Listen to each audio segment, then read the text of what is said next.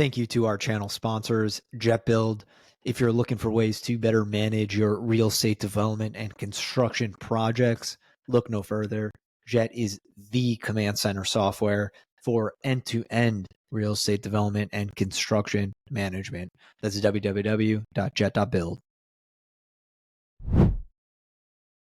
Dash, welcome to the show, man. Thanks, Adam. Thanks for having me. It's been a long time in the making.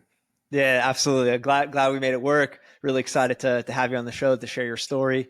Where are you calling in from? Where's home base for you? So I live in Colorado. We're in what's called the Roaring Fork. We're just down valley from Aspen. So that's kind of where we're at. We're on the top of the Rockies up here. That's awesome, man. Colorado is one of my favorite places to visit. You know, something that every single time, and really any mountainous region I go to, but anytime I'm in the mountains, I always just feel very humbled just by nature of the, magnitude of the mountains, of nature around me. How does that like feel like on a day to day to live there? Man, I love that perspective. It's definitely humbling, and it makes you feel so tiny in a vast type of mountainy landscape. But it's also it just makes work so much more enjoyable when you're surrounded by beauty everywhere. So you're allowed to go on a little walk and take a pregnant pause as things get chaotic. It's been a blessing. We love it here. That's awesome, man. Yeah, glad to hear it. So kick off with a few questions. First, we'll start with knowing that you have a few boys, which is amazing. If they approach you and tell you they want to join the military, what's your reaction? What do you do? Wow. I'm sure my wife will give you a different answer. I kind of refer back to the reasons I joined and what my family told me before I joined. They told me absolutely not. There's so much more you could do with your life. But I had an intention to serve. I want to serve the country. So I think I'll definitely nurture the relationship with my children to make sure they're joining for the right reasons. It's a very selfless type of work or career choice. And I just want to make sure that they understand fully what they're getting into with the right reasons. But I'll never try to limit or persuade my children into something that they're not passionate about. So if it is joining the military, whatever branch it will be, or they choose to join, I don't know if they're going to join. I just want to make sure that they know that I support them in all their decisions. But yeah, that's kind of where we're at. Yeah, that's a really awesome answer. I appreciate you bringing to light, highlighting for really anyone listening in a similar situation is, the selflessness of service and making sure they're aware of that. I think that's really important in anyone's kind of like decision or thought process in joining service. Curious, going back to, what you mentioned in terms of your parents kind of trying to push you away from it. I find that, for kids, if you hear no, then in your brain, it's immediately like, okay, yes, like that. Especially at that age, right? We're talking about those teenage years of self-identity, self-sustainment, wanting to go off and start your own chapter of your life. You tend to try to do the opposite of what your parents tell you. At least that was, I was a skateboarder, so I was this big punk rock, just kid who wanted to just do cool things. And I could see the hesitation from my family standpoint. We'll probably get into that. I was raised in an Asian household, and it's funny, right? When you're at that age, you kind of feel invincible, and you definitely get your humbling licks as you go along through the years. But I'm glad I chose to go and step out and do my own thing. That's awesome. Awesome. So next is something we were just chatting about a little bit before we hit record, which is this concept I'm trying to kind of bring to light and figure out means and methods in a formal way. Granted, your answer doesn't need to be formal in any means. I'm trying to just figure it out based on veteran feedback, which is to say veterans, when they come into the civilian workforce, naturally, obviously, there's a culture gap and vice versa, right? For civilians to veterans, veterans to civilians. And, I was actually chatting with a veteran the other day, and he was telling me that if you think about it, there's actually lots of people who have never even met a veteran, right? So in understanding that reality, how do we better bridge that social cultural gap for veterans when they join civilian workforce? Wow, it's a very deep question, and I'm really glad you brought that up on your show. I think it needs to be discussed more. Um, uh, with answering the question indirectly, I'll just say this: as a transitioning active duty service member, transitioning into the civilian sector, um, the biggest barrier that I think that was affecting me from being able to communicate was ego.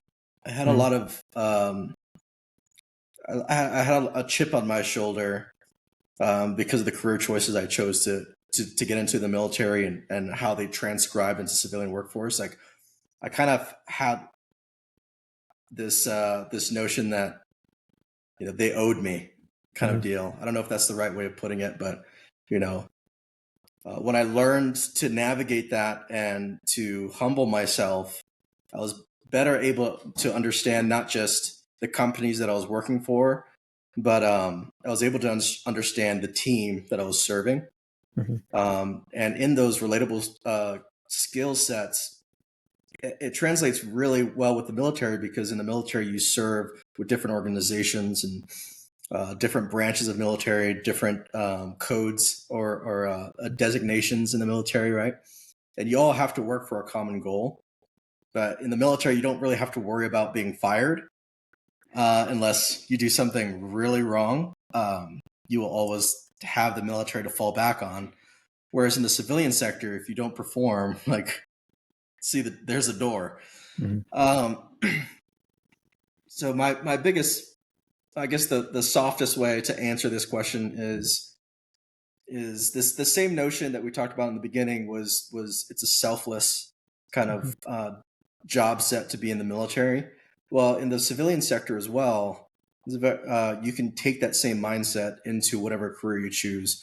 If you choose to serve without being served, if you choose to join a company, not for what the company gives to you, but for what you could do for the company, you'll find a lot more doors and opportunities are going to be available to you versus the other side of it, right?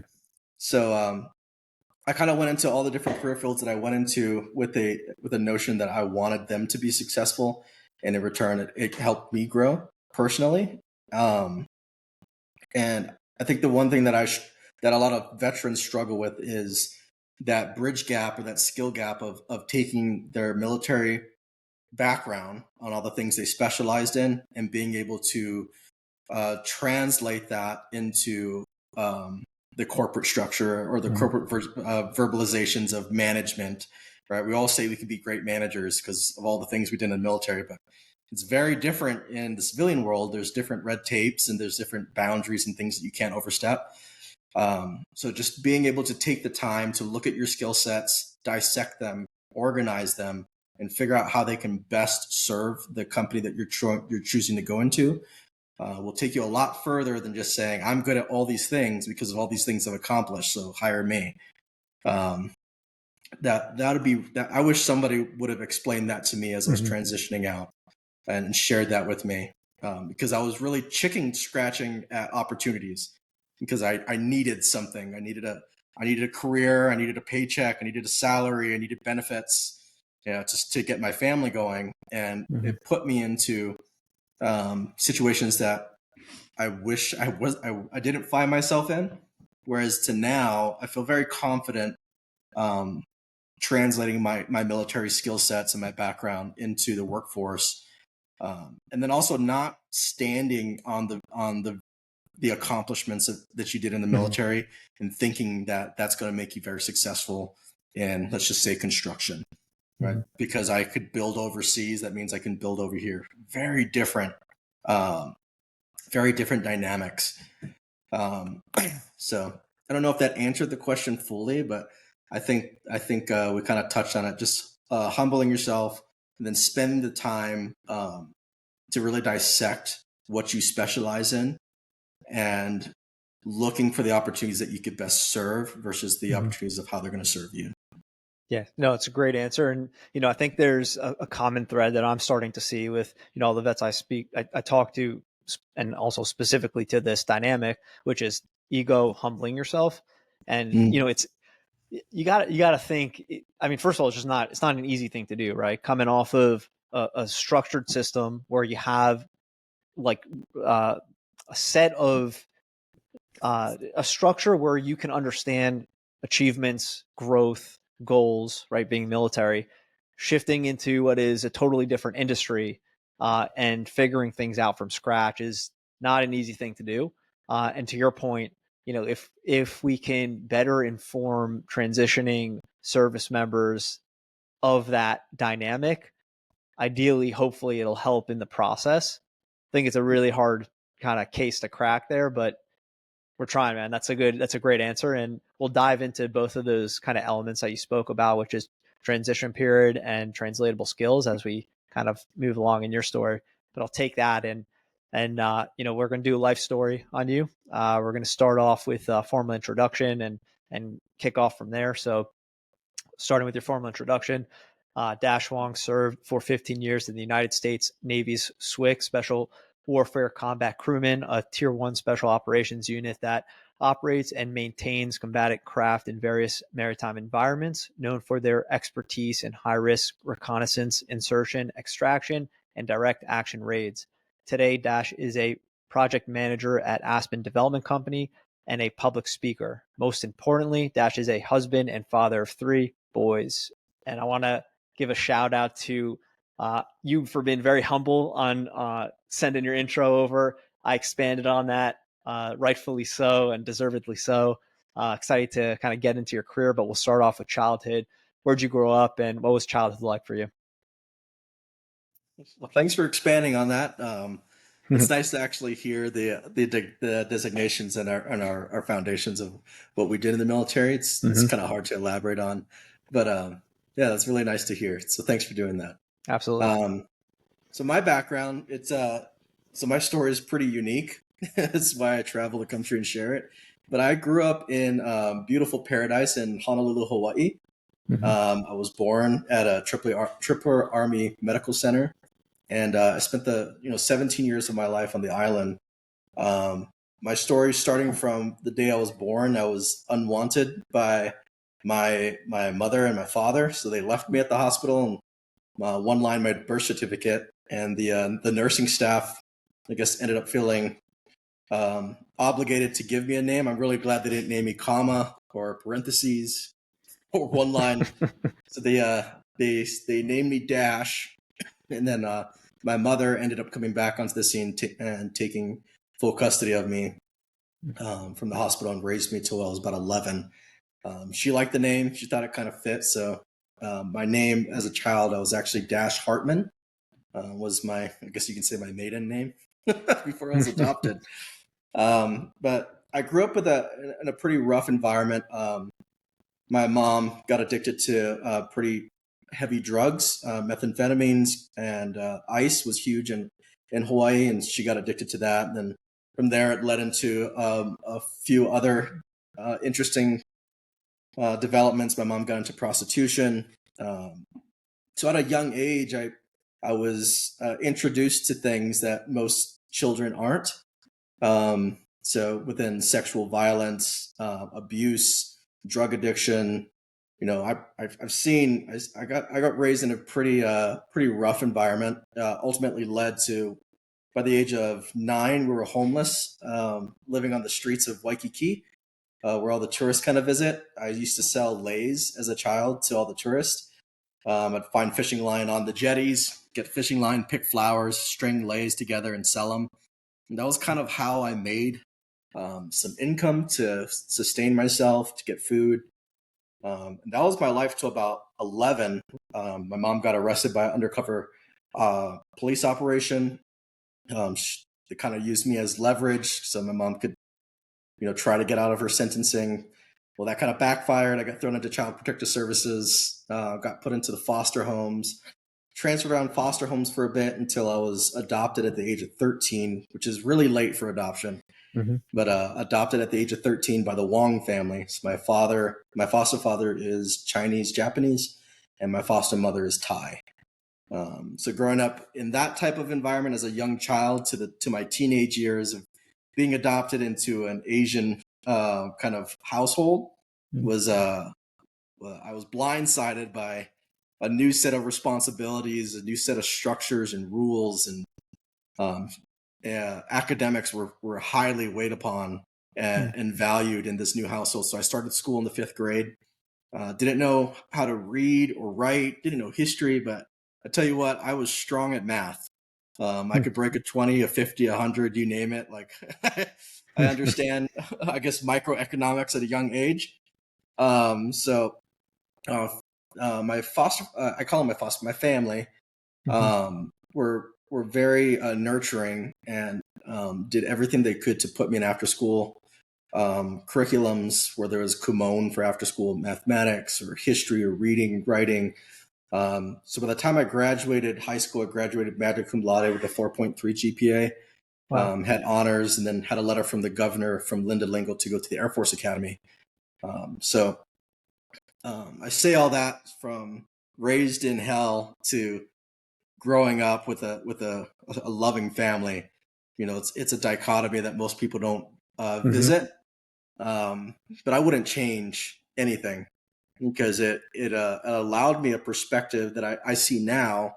Of course, I didn't see it as a young child or as a young youth, but now looking back on it, it allowed me with a core structure of perseverance, of problem solving, of looking at situations and being adaptive to my situations, or being able to adapt to the circumstances and being able to be successful with one step forward, just making little small steps forward in the right direction.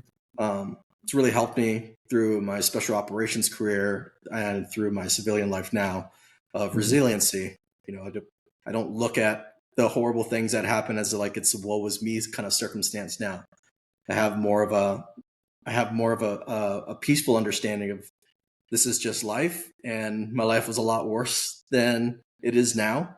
So we're just going to take small steps forward. And I look at my childhood as a blessing more than a chip in the wrong direction. And I'm really thankful for the way I was raised. But so from that young age, at the age of 17, I was supposed to go to the Air Force Academy. My best friend in high school was very animated, I guess maybe that's the best way I could describe him. His name was Wiley, and he convinced me to join the Navy with him because he said if I joined with him, there was a huge signing bonus to join into special operations. And being 17 at the time with no money, he said if we graduate through this pipeline, there's a $60,000 bonus. And I'm just like wide-eyed and googly-eyed at this money opportunity. So I ended up joining. It was a very very healthy incentive. Of course, I didn't read the fine print. That signing bonus is going to be disseminated over 5 years of my career and taxed. So right. It really ultimated to like $6,000 a year right. At the end of every year. I'm sure you understand that, but right. I didn't know that at the time. But I mean, it's good. It's good marketing from their perspective, right? Because what 17-year-old is going to be reading fine print like that? Brilliant. Right. That's funny. But I want to pause right there for a second. I'm curious sure. when you're 12, 13 and you got adopted, how did you like shift from, your life prior to like a structured family household? What was that like for you? It's a great question. It was a sense of belonging that really drove me. I now have this family who truly cares about my future and spent a lot of time coaching me and pouring into me all these adamants of being successful and kind of the steps it takes to get there. It really drove me to wanting to make them proud for the sacrifices that they made to adopt me.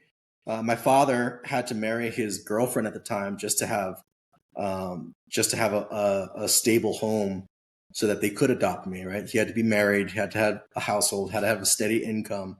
He had to make huge changes in his life in order to bring me into his. Mm. And because of that, I wanted to do everything I could to pay that back.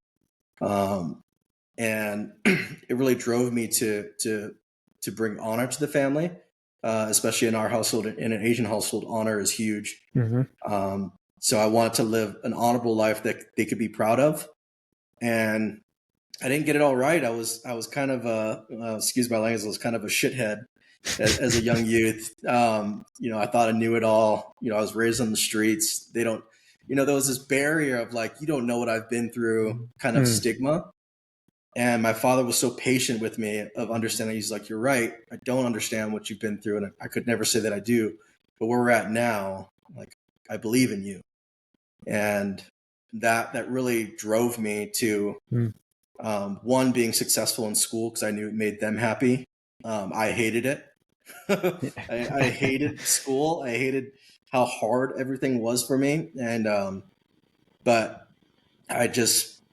I went through it with everything that I had because, I felt like, you're looking back, and I felt like if I didn't do well, that they could just release me back into the foster system. I know that's not the right way of portraying our relationship with my family, but that's kind of how I felt. It was like, if I mess this up, then I'm going to end up right back where I was, and I don't want to go back there. Yeah.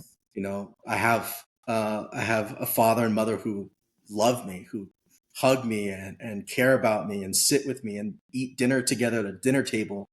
Like, I don't want to lose this.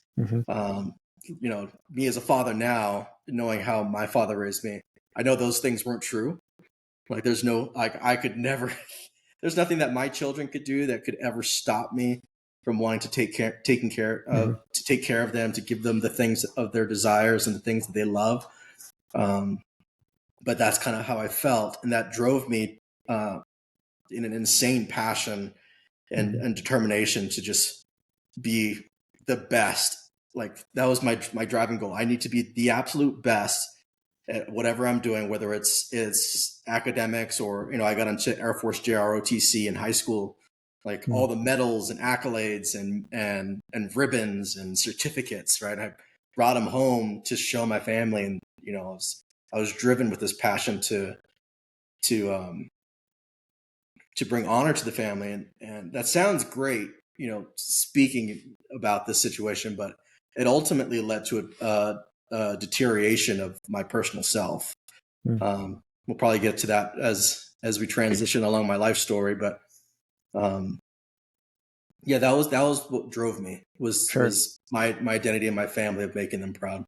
Yeah, I mean, that mindset that you recall having makes all the sense in the world, right? As a 12, 13-year-old, how would you know any different other than, if you don't do well here, then you'll go back to the foster system. So that totally logical from the perspective that you're in.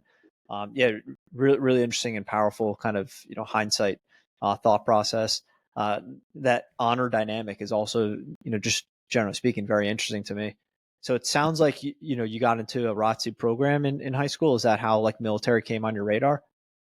It was. I was in middle school. I'll never forget it. 8th grade in middle school. The high schoolers came to our school to show off a demonstration, and they were marching in step, and they were spinning rifles around. I thought that was really cool. And then they started rappelling off of buildings, and I was just like, dude, these guys are nuts. Like, and I remember hearing the oohs and wahs of all the all the other 8th graders are thinking how cool they were, and I was just like, wow, these guys are recognized, and you could see ranks, the different ranks that they were wearing on their collars, and the different medals they had on their chests. I was like, man, these guys are so well respected, and everyone looks up to them. I was like, I want to be like that, and driven with this desire to honor my family. I was like, oh, these guys are the professionals. Like, I want to be known as these professionals. So it drove me to join Air Force JROTC, and led to a very successful career in my high school. My high school endeavors. It kept me out of a lot of trouble too in high school, but I was driven. almost to the point of insanity. I lived, eat, and breathed ROTC. Like, I was there at 5 o'clock in the morning, and I left school at like 6 o'clock at night. It was in the beginning before high school. We were doing marching drills and doing workouts. And after school, I was doing all the Air Force JROTC programs with marching and then curriculums. I ended up flying because my intentions were to join the Air Force and become a pilot. I ended up flying Cessna 152s, 182s. By the age of 16, I got my private pilot's license, was flying with Civil Air Patrol. I flew before I even got my driver's license. My family didn't believe me. They didn't want me driving a car. And I was like, you guys signed the waivers. I'm already flying planes. Like, I need a license to get around. And so I was really motivated with, and especially getting all the accolades, right? So by the time I graduated, or in my senior year, me and my best friend that I was speaking about, we ended up we got promoted to colonel, which is one of the highest ranks in the Air Force, and I was in charge of the 921st Air Force ROTC for junior ROTC of all the Hawaiian Islands. So every single Air Force JROTC program in the Hawaiian Islands, I was the colonel over all of them. So our division kind of we'd go and compete against Army or Navy ROTCs. I was in charge of the Air Force branch, and you know, I was pretty blown away at how quickly I could grow the ranks and how quickly I could get recognized. But it was the hardest step to taking, like when you take ownership of a officer's kind of role, like you are now responsible for all the good and the bad that happens in your organization. And I tell you with utmost respect, I felt like I was going to completely destroy this title, and I was going to be the worst person they could probably pick. But it was unanimous. Like, they vote on this decision, and it was unanimous vote through all the different chapters that we had, that they wanted me to be the colonel. And so with that, my confidence came from the people that I served. They believed in me. They believed that I could best serve them. So therefore, I had the confidence. Well, if everyone believes that I can do this, then and I don't, that just shows a lack of my my leadership. So I'm going to go in headstrong and do the best I could do. And it was really successful. Not with its set of setbacks and mistakes, but and of course I say all that, and I decided to throw it all behind me and join the Navy. Right. And not only join the Navy, but join enlisted in the Navy, and ruin my shots of becoming an officer. My Air Force JROTC commander or colonel was very upset with me when I chose that career choice. But I don't look back and change anything. That's really incredible. If looking back, just hearing you say, talk about your story thus far, is you went from, I would suggest, one extreme to the complete opposite extreme, right? Being, homeless to leading the Air Force ROTC program across all of, your geographic there in Hawaii. That's an unbelievable accomplishment and turnaround of events. So, congratulations for that. That's amazing. Well, thank you. It's interesting to reflect back, right, on our teen years and our high school years, but yeah, it's funny to see it as an accomplishment. It didn't feel like an accomplishment. Sure. But yeah, it's interesting to reflect on it. Yeah, it's an amazing thing. So you're gunning for, well, actually, first of all, before we even continue on, going back to what he had mentioned in terms of getting a pilot's license. Yeah. How did that happen? What was that like? So being an Air Force ROTC, there was this segue kind of satellite division called Civil Air Patrol. So it was a lot like being in the military, but it was the civilian side of structured kind of. I think a lot of people in Civil Air Patrol are retired from the military, and they try to nurture the young kids that want to become pilots or whatnot.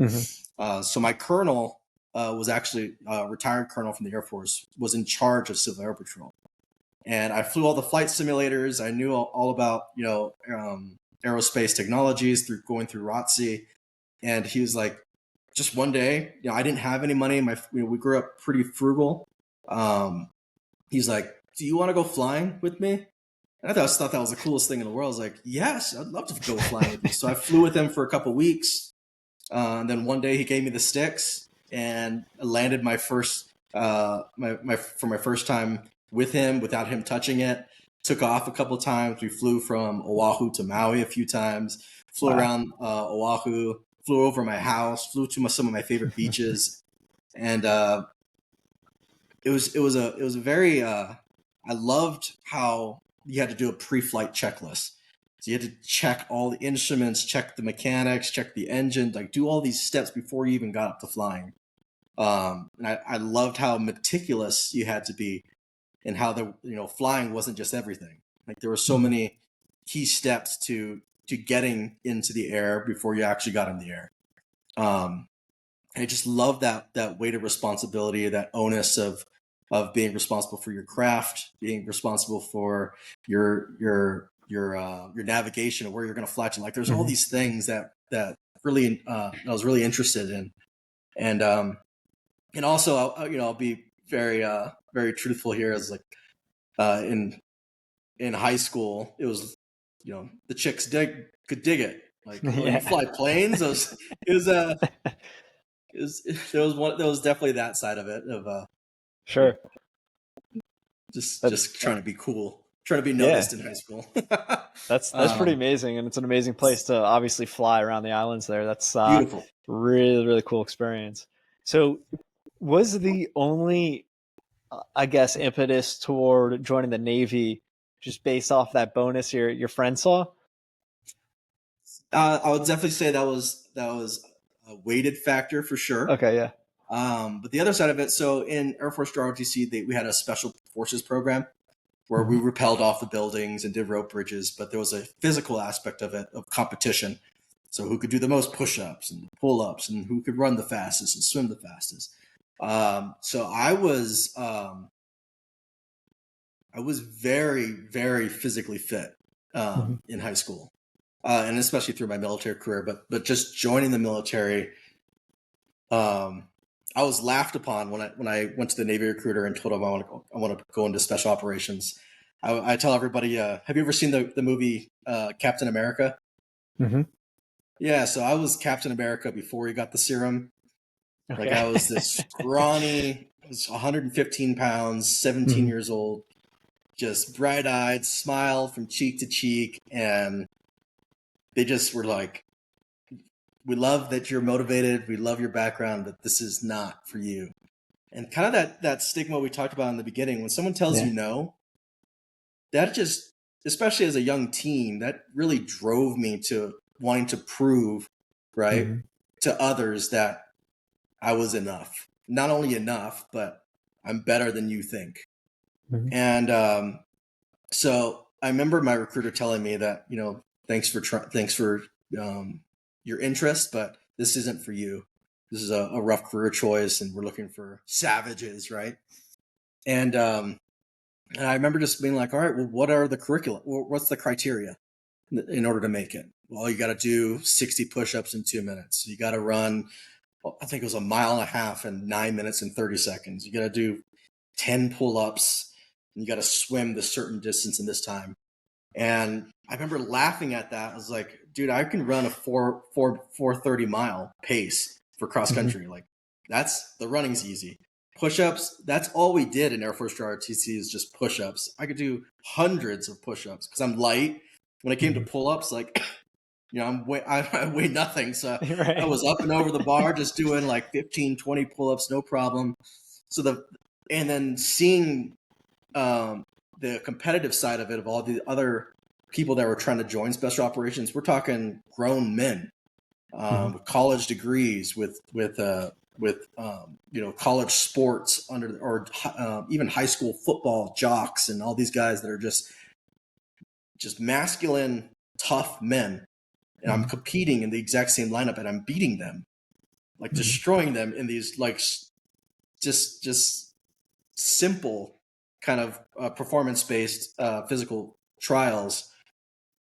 Made me really, it just felt really good. Like it felt like it boosted my confidence. And then it also, it's kind of that rub in your face factor, right? I wanted to rub in my recruiter's face that he was wrong.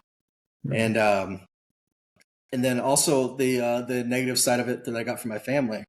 They wanted me to go to college. They wanted me to, become an engineer or get into the medical field. My father was he's a world-renowned, famous tattoo artist. And I remember him telling me I could draw. I love to draw with my dad. And he's like, you could be really good at this career. And I was just like, I don't want to just do like what everyone else is telling me to do. I want to do my own thing. And if I'm going to do my own thing, I want it to be something like really cool. So between the accolades of physical accomplishments to even the academic side of my ASVAB scoring of joining the military, man, I crushed my ASVAB, and they were telling me like there are all these other avenues in the Navy I could join because of my ASVAB scores. Like, are you sure you only need like a bare, I wouldn't say bare minimum, but to get into this special operations career choice, like you didn't need this high of a score. But I don't know, that didn't really matter to me. What were they trying to push you into out of curiosity, just, based on your scores? Yeah, so they wanted me to get into like there's either intelligence, sonar technicians, some type of IT, because I loved algorithms, I love pattern recognition. So they're kind of pushing me into that limelight, especially they wanted me to go kind of the intelligence route. But that didn't sound sexy to me.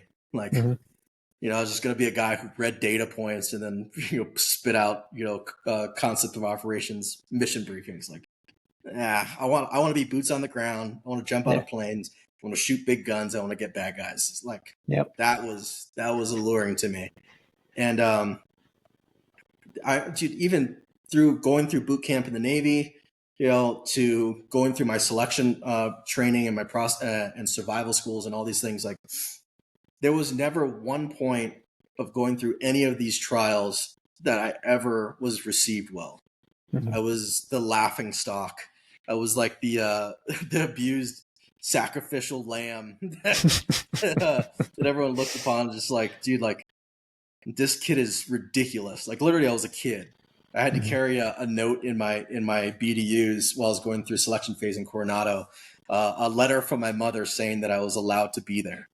Like they just thought it was hilarious. And I remember that drove me for a bit. Like that was like, I'm going to prove all these guys wrong. But, being honest with you, after 7, 8, 9 months to over a year of getting beat down and getting stripped of all these accolades and now just being told that you're garbage, and it started to weigh on me. It definitely started to kind of break me down.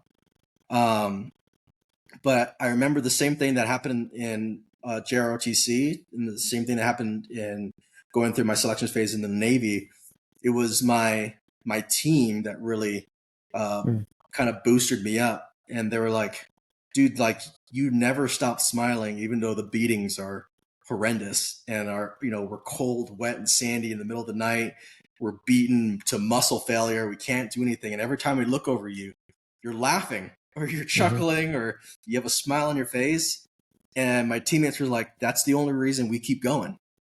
And I was like, what? And they're like, yeah, like we always look to you. Like if Dash can do this, like we can't quit and let this little pruny kid beat us. So we have to keep going. And I don't know if you ever watched the show Survivor. Like my wife and I love watching that show. But going through selections and special operations is a lot like Survivor. There's the performance-based accolades that you get and rewards for that. But if your team doesn't like you or support you or want you to keep going, they can vote you out. Like they can do peer review analysis and evals on you and just call you the dirt bag of the group. And I've seen many people get kicked out for peer-related evals. So like you have to balance this, not only like crushing all your performance-based needs, but also building your team up. And the more confidence I got from my team members, the more it helped me to stay on that pathway of not feeling so down on myself for things that I was messing up on or things I couldn't do, and just being like, I have to be a light in a dark place for these guys, for my team members, because I can't do it all on my own. There are things that I have to rely on them too. I can't lift that boat over my head by myself and carry it to the beach. Like, I need 6 other guys who believe that I'm going to perform just as hard as they are, and I need them to perform with me. Yeah. But yeah, I don't know if that answered it, but No, for sure. Yeah. I mean, that's also a great example in the, from the beginnings, and it'll, continue carrying on of the kind of bond that gets created with your team in service. I think stronger than any other kind of bond that you can create because of those dynamics that end up sticking with you for the rest of life, which is just a pretty incredible thing to think about as a concept, right? Like as a philosophical kind of a concept. So going from, Air Force ROTC, then you're going to join the Navy. I heard you say it before, and it sounds like it is the case, where I guess if you transfer in that capacity, you don't carry through with that officer training. Is that the case? correct. Yeah, Yes. interesting. So you join enlisted. The benefits of graduating for 4 years of junior ROTC is you automatically get promoted to a higher enlisted rank.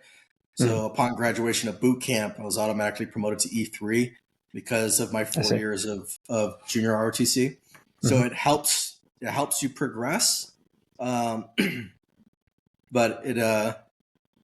so it definitely helped me put my best foot forward.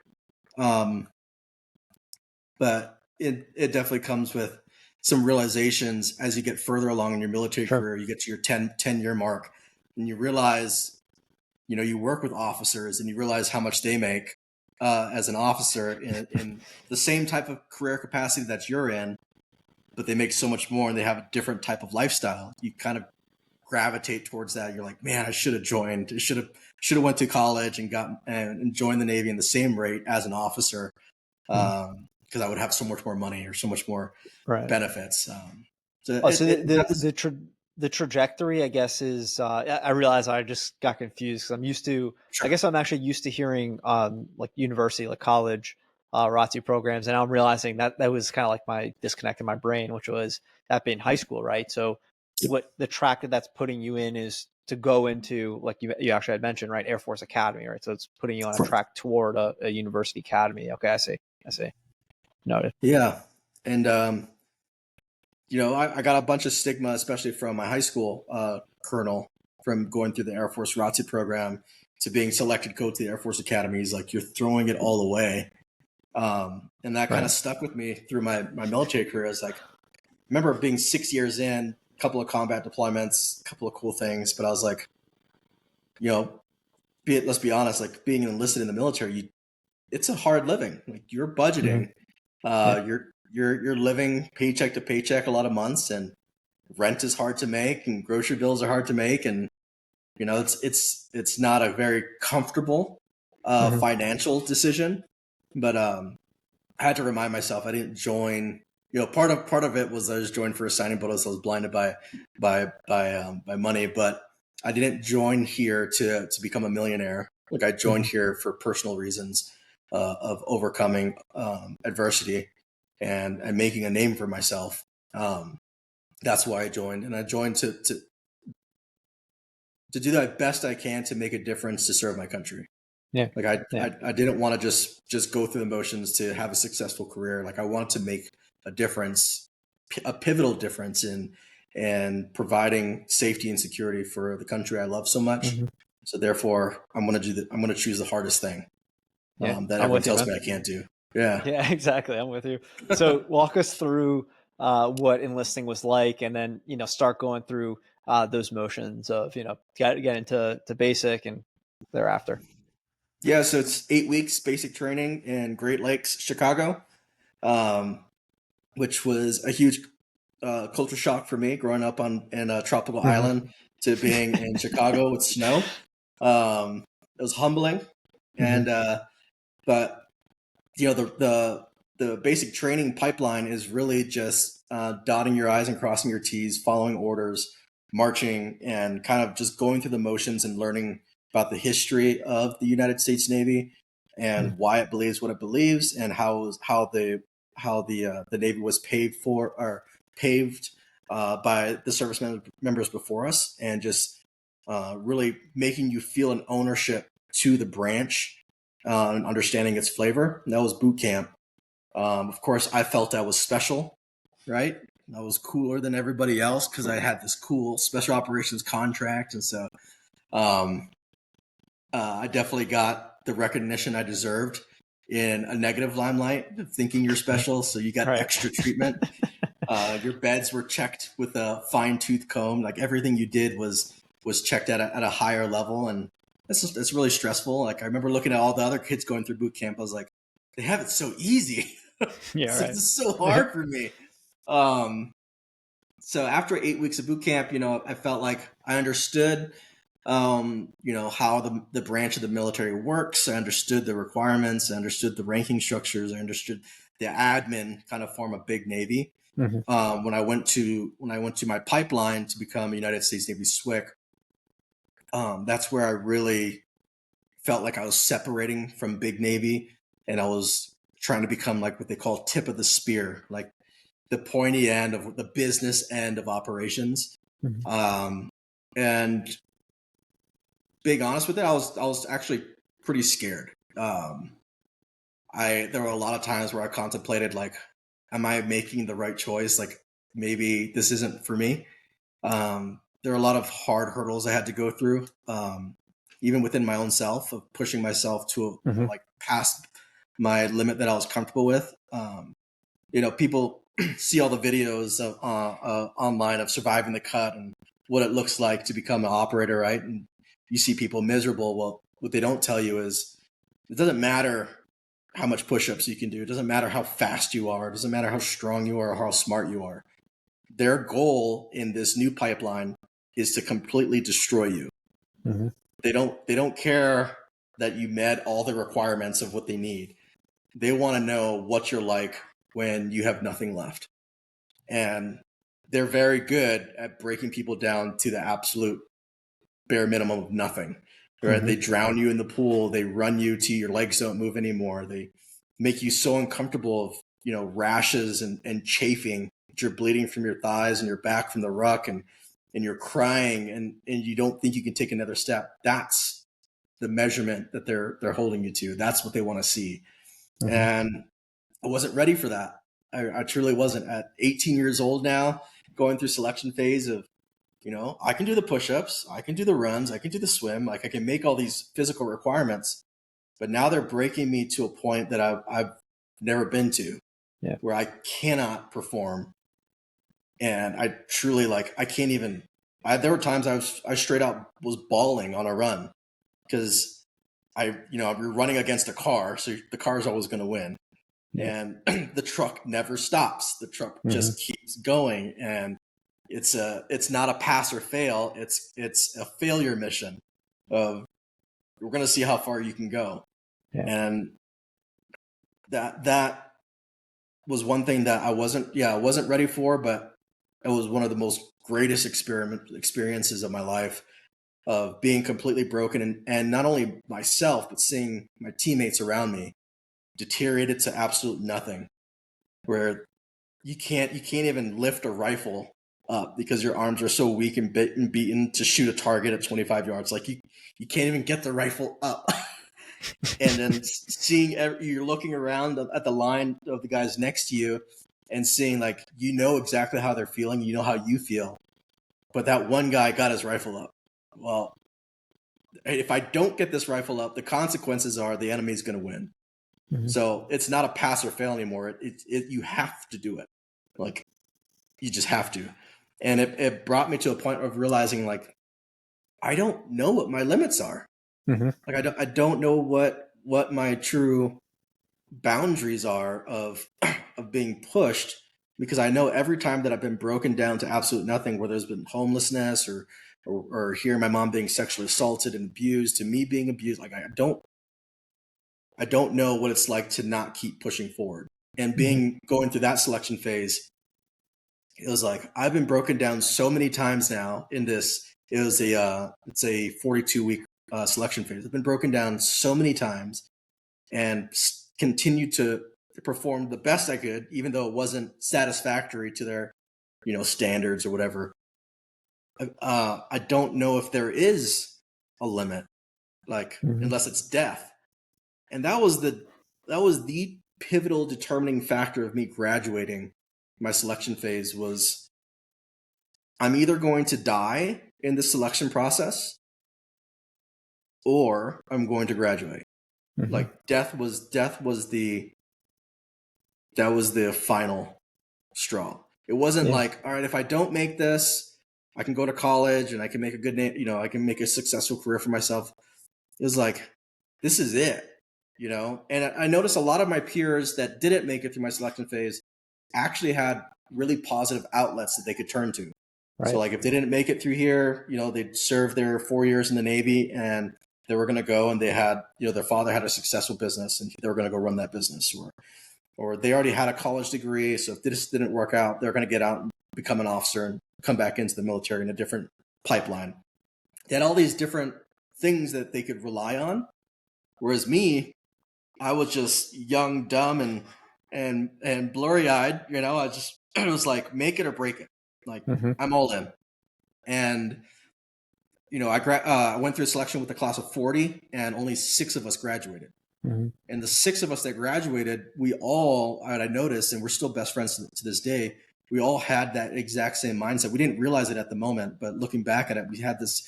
They were like, dude, it was it. I didn't care.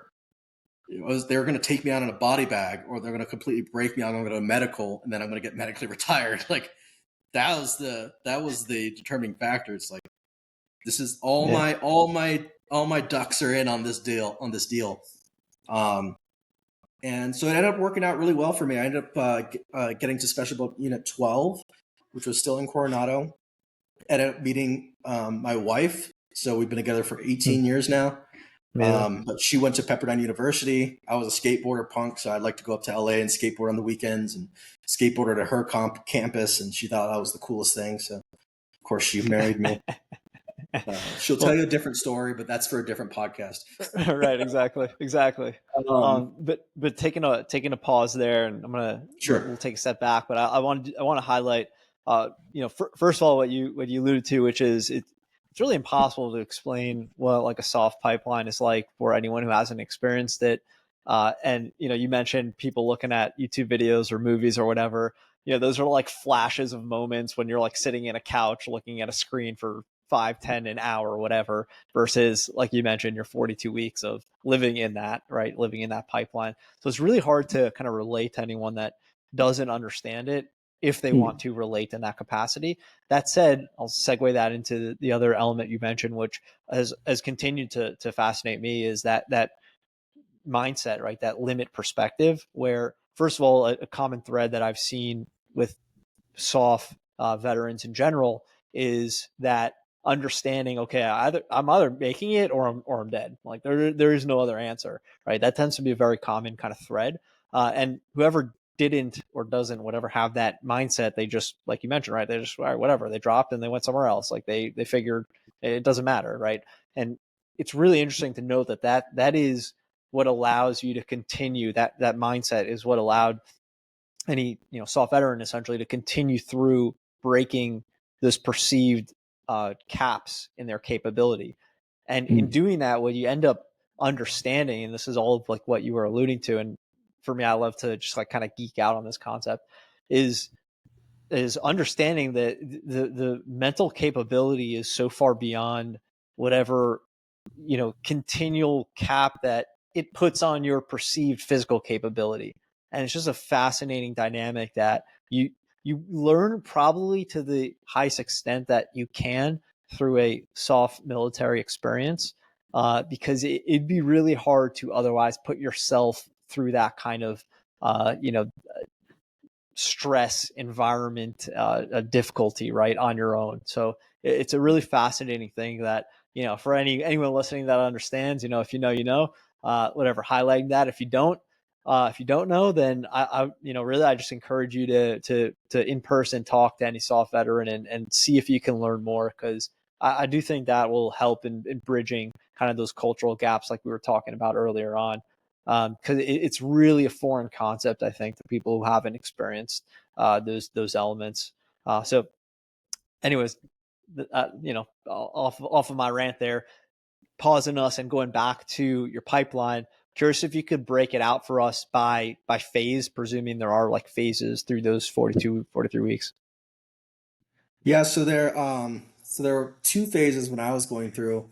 It was called BCT and CQT. So Mm-hmm. BCT was like kind of our equivalent of going through like Hell Week and kind of our beatdown beatdown kind of phase. So it's 8 weeks long of you're up every morning at 4 a.m. cleaning, shining boots, getting uniforms, all that jazz, just like you learn in boot camp. But then right after that, you're in the beach, wet and sandy, workouts, physical training. Then after that, by 9 a.m., you're in a classroom, in a heated classroom, still wet and sandy. You don't get to change, and you're learning, all the different curriculums, whether it's weapon capabilities, navigation, laws of armed conflict, Geneva Convention. Like you're learning really in-depth topics while you're miserable, and then you're asked to perform also. So it's like it's a culmination of misery and accolades, right? It's kind of it's an interesting phase. Where it's not so much performance based. I say that people are gonna be like, well, what do you mean you have to do do all these physical requirements? Sure, but it's really basic. It's really your push-ups, running, obstacle courses, like that's borderline. That's the basic necessity into becoming a special operations guy is physical requirements under high stress.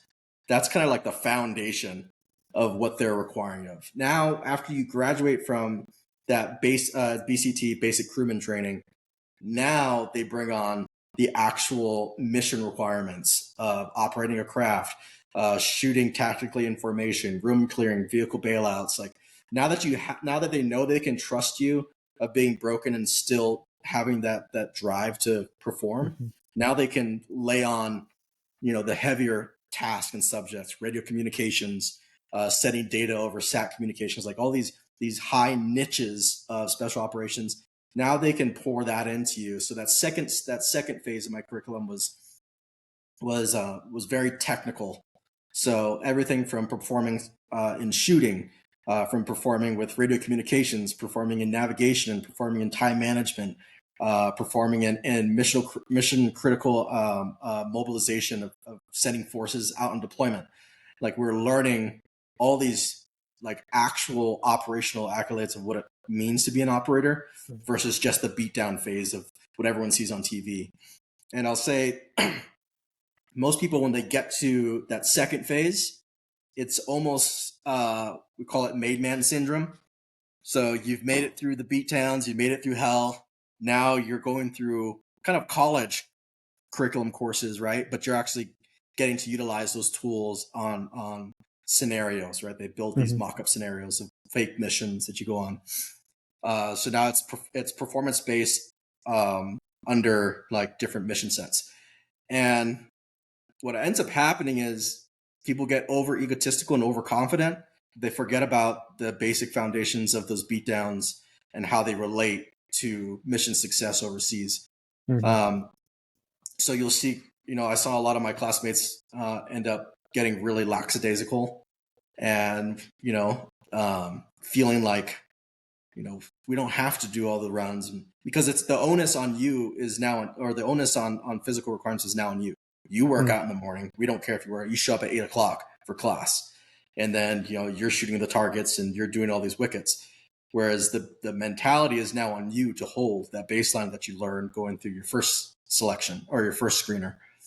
And a lot of guys figured I graduated from that, so I don't have to do that anymore.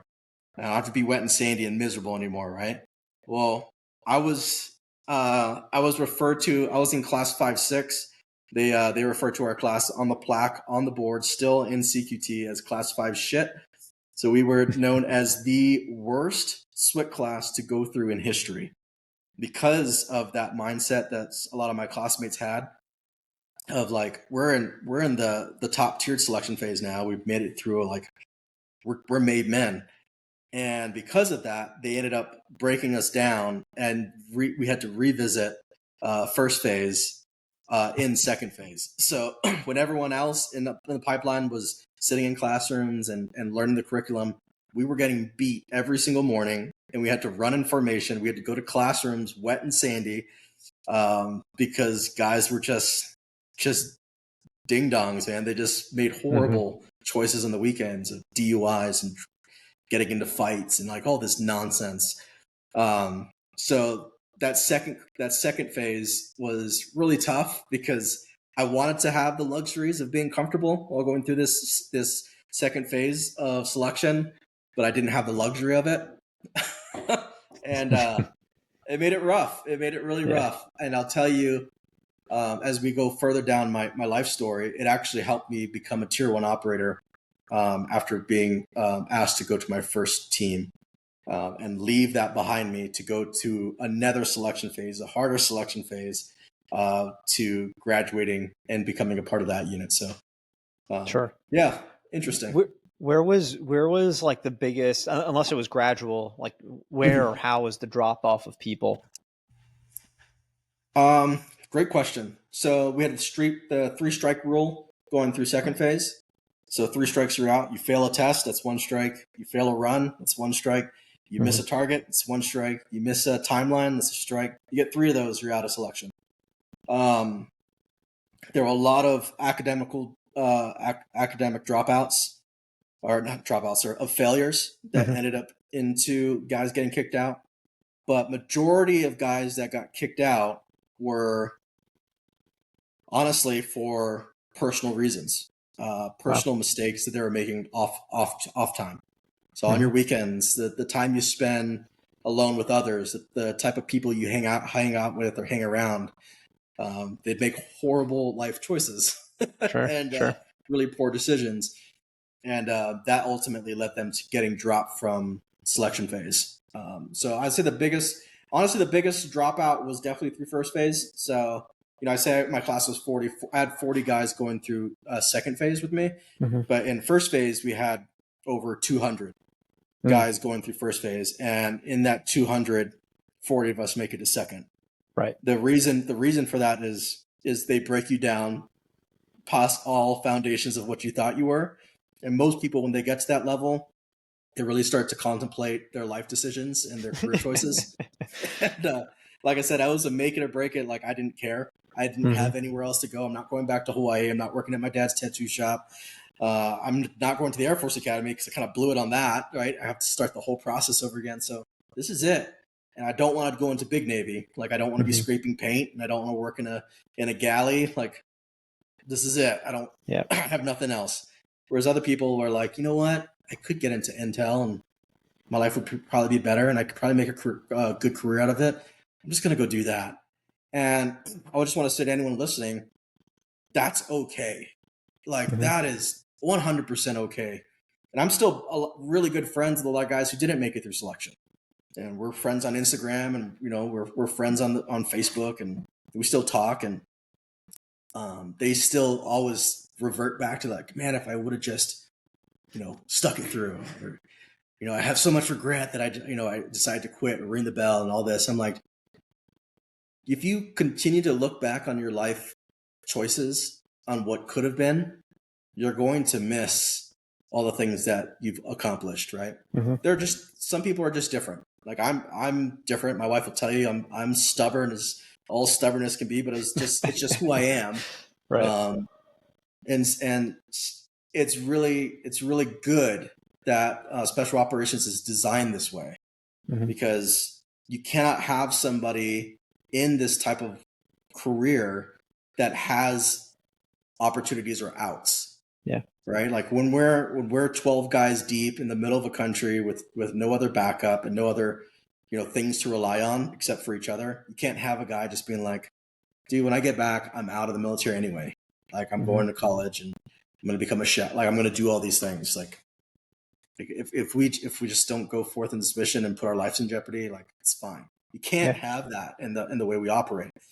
So the way pipelines are designed, it's a beautiful thing to see how they structure it to get those guys out in a positive way, right? And that's what I tell my friends that didn't make it. It's like, dude, like it's okay if it wasn't for you. It's actually good that you chose something else because that's not who you are. Like it would be worse for you to be in something that you're not, trying to portray something to try to make it and be miserable your whole life. It'd be better for you to be in something that you're truly passionate about and you enjoy.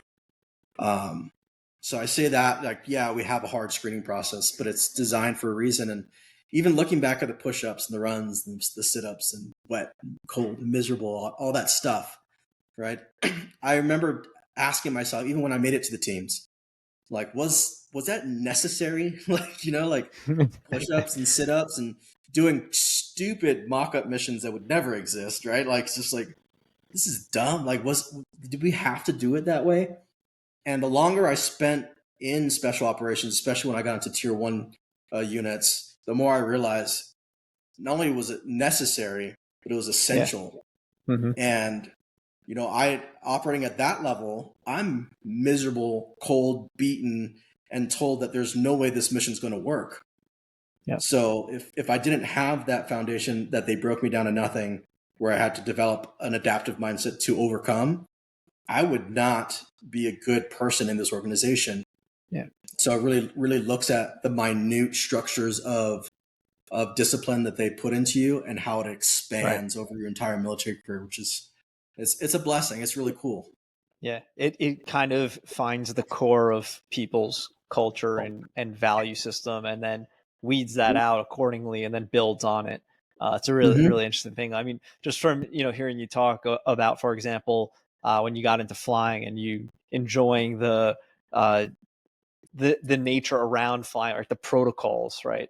Like to me that rang a bell for myself. Like, oh, yeah, that sounds great. That's freaking awesome, right? And those are the things that like kind of carry on and then get built up in a soft unit, in a soft team. So being stubborn, right? I mean, I think these are like critical characteristics that are what end up pushing those individuals through.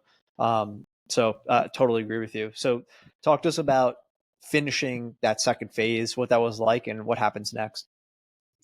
I thought that was the greatest thing I've ever accomplished.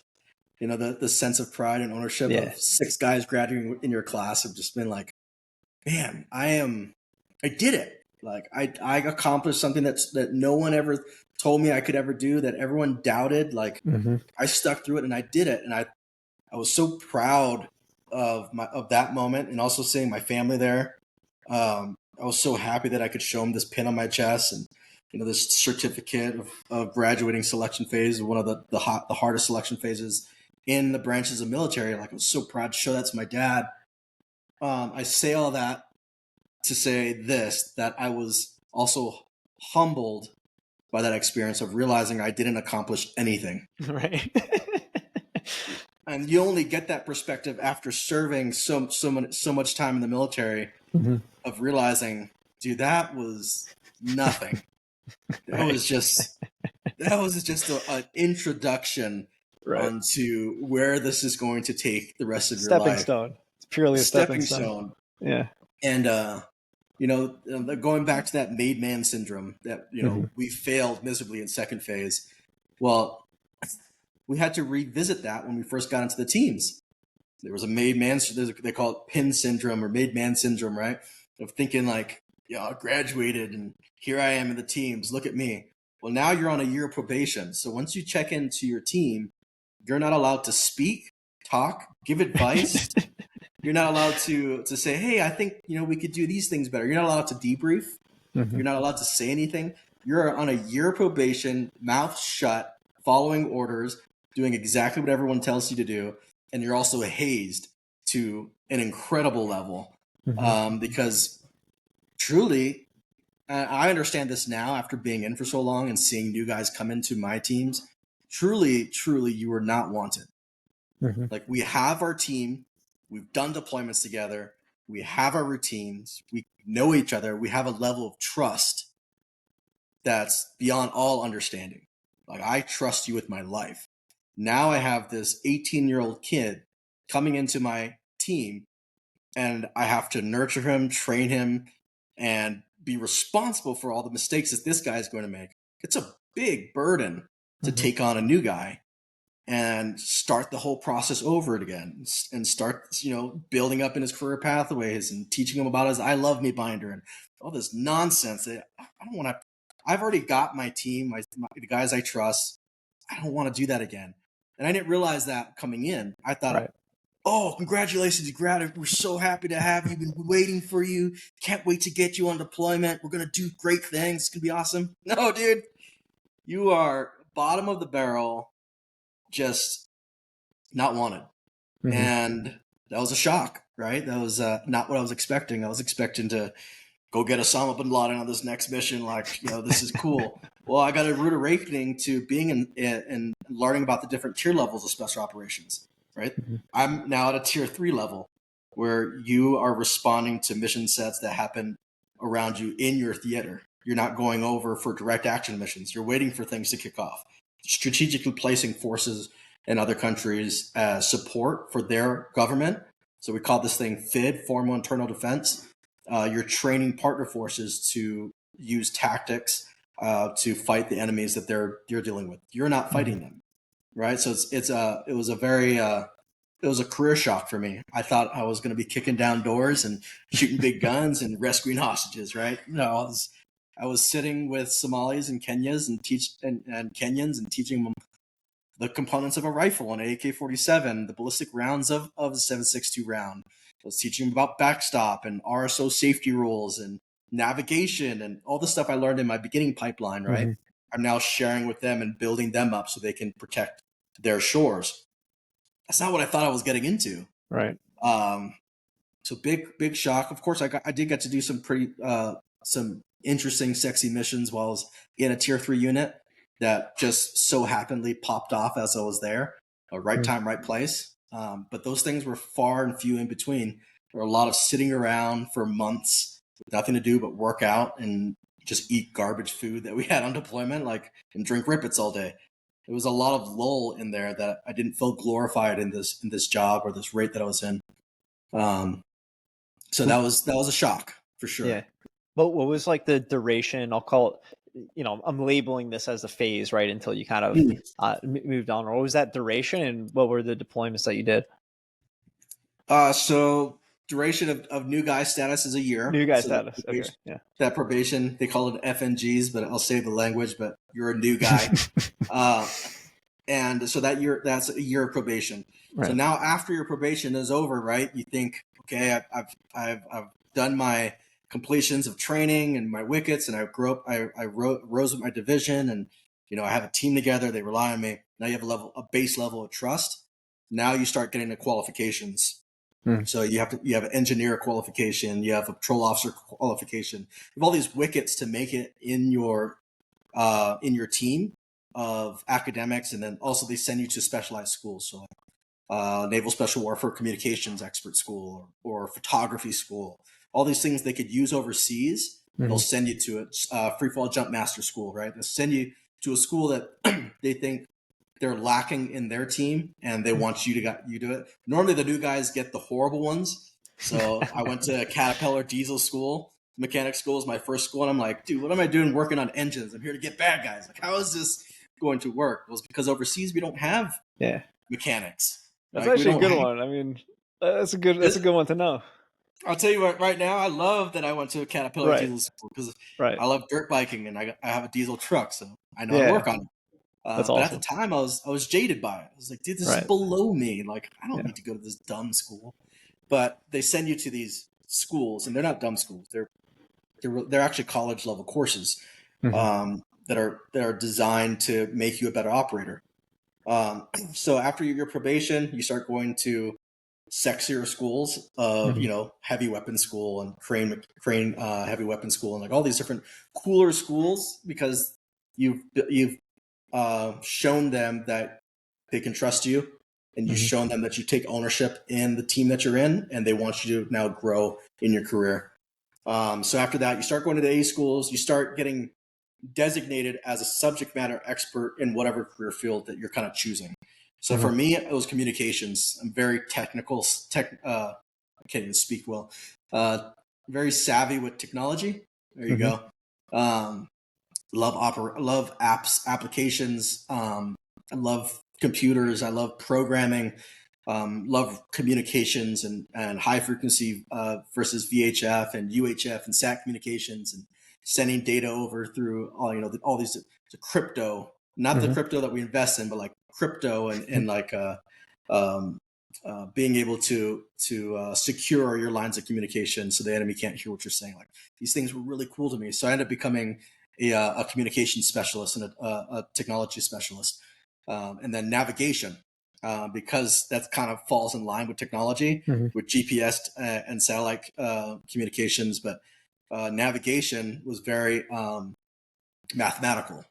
And of course, me being loving analytics, that was kind of my pathway. Whereas other people like punching people in the face, so they become breachers or heavy weapons experts, right? Like, because these guys that's their choice. But so you kind of, after your probation, you fall into specialties, and you really get to hone in the type of operator you're going to become. So that takes about another year. So your first year is learning the ropes, building trust and foundations within your team or your squadron. Your second year is really focused on career development and specializations on what you're going to specialize in. And then your third, I'd say maybe my fourth year. So after you specialize in your kind of pathway, now it comes to not only learning about it, but utilizing it overseas, right? So now you're specialized in it. You've done a couple combat deployments with that technical skill. So now you're kind of the known subject matter expert. So for me, navigation and communications. So now, after you've accomplished all those, probably your fourth year, really your fourth year, after you have a couple deployments under your belt, now it turns into leadership skill sets, right? So now you have all this stuff, you have all this real world knowledge. Now it's your responsibility to teach it to the guys coming up. So it's a pass down of information of things you did wrong, things you've learned, how things work overseas versus how things work in a textbook. Very different. And then it's teaching you how to verbalize these skill sets to guys coming through. And then, but it's also teaching you what it's like to become a good leader, right? So I can't just go to this new guy and just call him a dirtbag because he's stupid and he can't listen to anything I'm saying and he's making all these mistakes, right? Eventually, if this guy doesn't make it through that probation year and that secondary year of specialization, it's a failure of me becoming being a good steward to this guy, right? So it's an onus on me to raise the next generation of operators, and that really comes about your fourth year in the teams. And then that's why you get that stigma of like, damn, new guys coming through again. Like, I got to start this process all over again. I've spoke this 1,000 times over, and I trained all these units all overseas in different languages. Now I got to spend this time here in my hometown raising this knucklehead. So now I get it, right? I understand this perspective. Whereas when I was going through my first year, second year, I was like, why do these guys hate me so much? I'm just so happy to be here. Like, I wish they could see that I'm not a burden. But now, as I grew into this leadership role, I realized, oh, yeah, this sucks. It really sucks. But what it does when you get into that leadership role, I'm sure you understand this in the careers that you've chosen and your pathways. When you start to verbalize the things that you've learned and the processes that you've learned to hone in, you start to verbalize it and speak it into other people. It really hones in all the things that you've learned, right? It really, and I'll say that especially like becoming a father to my kids, but it really makes you question why you believe what you believe and do you truly believe it? Sure. Right? Because now if I say something wrong to these new guys and I pass down bad information or bad tactics or bad processes and I build upon bad habits, there's going to be a reflection of that over the years. And that's going to get passed down and that's going to get passed down. And it's going to start a snowball effect where it's just going to make us really ineffective. So the onus of responsibility of being a good steward to everything that I've learned really helped me progress in my specialty, right? Mm-hmm. Because I wanted to pass down good information and good advice. So I really need to know what I was saying. So it caused me to dive deeper into my studies, deeper into, different forms of navigation, different ways of time management and time skills. And so at the time I didn't like it, but it really paid off in the long run. So that's kind of Yeah. a progression of the selection phases and kind of what it's like to be in the beginning phases of tier 3 units. But yeah. Yeah, no, I totally agree that when you have to teach someone something that makes you, it requires you to have a deeper understanding. And you also realize that as a fact, if you have any gaps yourself in your understanding or capabilities. And I think that's easy to understand for any kind of teaching mechanism, regardless of the industry. So yeah, Sure. it is like a hindsight kind of a thing. Yeah, it totally makes sense. So that's the pipeline trajectory to make sure that you truly do know what you're talking about. So Mm-hmm. yeah, that tracks. So let's keep moving forward. What happens next after that fourth? I guess year 5 now. Yeah. So like year 5 going forward, you're kind of locked in now. So Mm-hmm. you have real world experience. You have you're mentoring others. And you kind of I would say like you have an understanding or you think you have an understanding of how the system works, Mm-hmm. right? So there falls after your 5, 6, 7 year mark. You start to get into this roadblock of, is this a career choice for me, or is this just a stepping stone? I've accomplished it. I've done the wickets. I've met the criteria. Am I going to continue forward with this, or am I going to get out? Because we call it reaching over the hump, right? Your 10-year mark in the career as a career in the military. Once you get to that 10-year mark, you really have to make a strong decision. Am I going to continue to go and retire after 20 years? Or was this a great opportunity? I have all the skill sets and everything I need. I've got a foundation under me. I can go into the civilian world and I could probably be pretty successful. So there's a pivot that happens. Mm-hmm. And I'll say, like, I thank God for all the opportunities I had, but I found myself getting getting into this complicit mindset Mm-hmm. of, now it's routine. So now it's the same thing over and over and over again, month in, month out. You're on the same schedule, same deployment Yeah. schedule, new guys coming in. You've done this a couple times now. So, it starts to get a little boring or monotonous. And boring is not the right word. It's pretty dynamic, but monotonous. Monotonous. And so I got a point to my career of just asking those hard questions like, is this what I truly want to keep doing? And also there's the body factor, right? So my body's getting deteriorated. It's a very Mm-hmm. hard job. Your back is getting broken. I got multiple injuries. I've been blown up, and like, is this what I want to continue to do, or did I do it? And am I ready to like go and pursue something else? So right about my 8-year mark, I was pretty confident in my decision to get out of the military. I felt like I've done the missions, I've accomplished the accomplishments, I've raised up the ranks, and it's really interesting because once you raise up the ranks to a certain level, it really gets bottlenecked. Mm-hmm. So promotions really start to stop at a certain point, and they get really selective of who they choose in those higher ranked positions. And it falls into not just accomplishments, but also time and rate, right? So the person who's got 14 years on the same rank as you, who's accomplished the same things as you, is of more higher value for that next position rank than you are, because they can only have so many E7s in that position. So it becomes really bottlenecked, and I realized like I wasn't going to get promoted anytime soon because I rose up the promotion ranks so quickly. So in order to make E7, which is my next rank, it was probably going to take me anywhere between 6 to 7 years. So really career based on my pipeline, I was like, is this really worth it? Then you get into the financial side of it. Like, all right, if I'm going to stay this rank for 6-7 more years until I get promoted, how much is that going to cost me? Versus if I get out, I can start a new career. I was blindsided, being in the civilian world now. I had no idea that I was making like minimum wage in the military at an E6 rank. I thought I was at the highlight of my career. I was like, dude, I'm making $65,000 a year. Life is good. And then I'll fast forward, or we'll get into it. But once I got out into the civilian world, I was realized, oh, that's baseline salary. Like, what? So I started asking myself those deep questions. I was confident in my choice to get out of the military. So I told my command master chief, like, that's it. I'm done.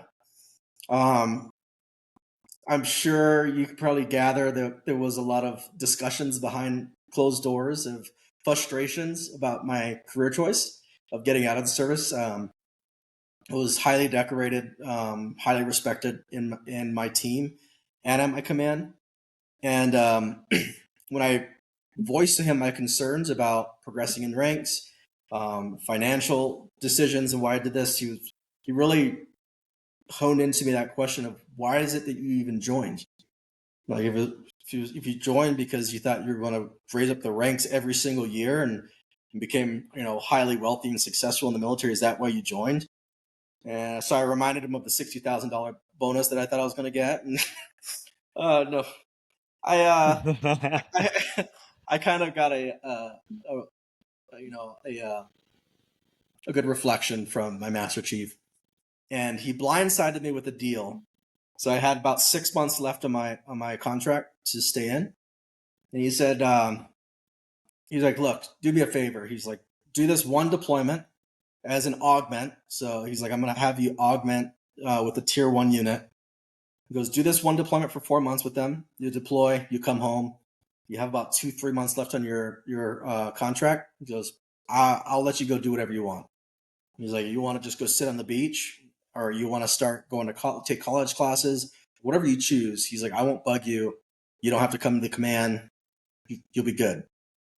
And I was like, dude, that's a good deal, because it's 6 to 8 months in the military at the teams. They could and they knew you're going to get out. They could really blindside you and have you do some pretty awful chores.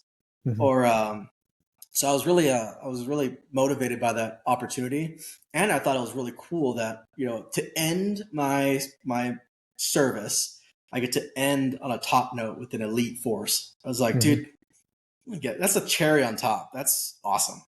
So I said, sure, I'll go on the deployment, and ended up linking up with that tier 1 unit, deploying overseas, and being blown away at what it was like to work from tier 3 to tier 1. Like, I thought I was tip of the spear, elite, cool guy status.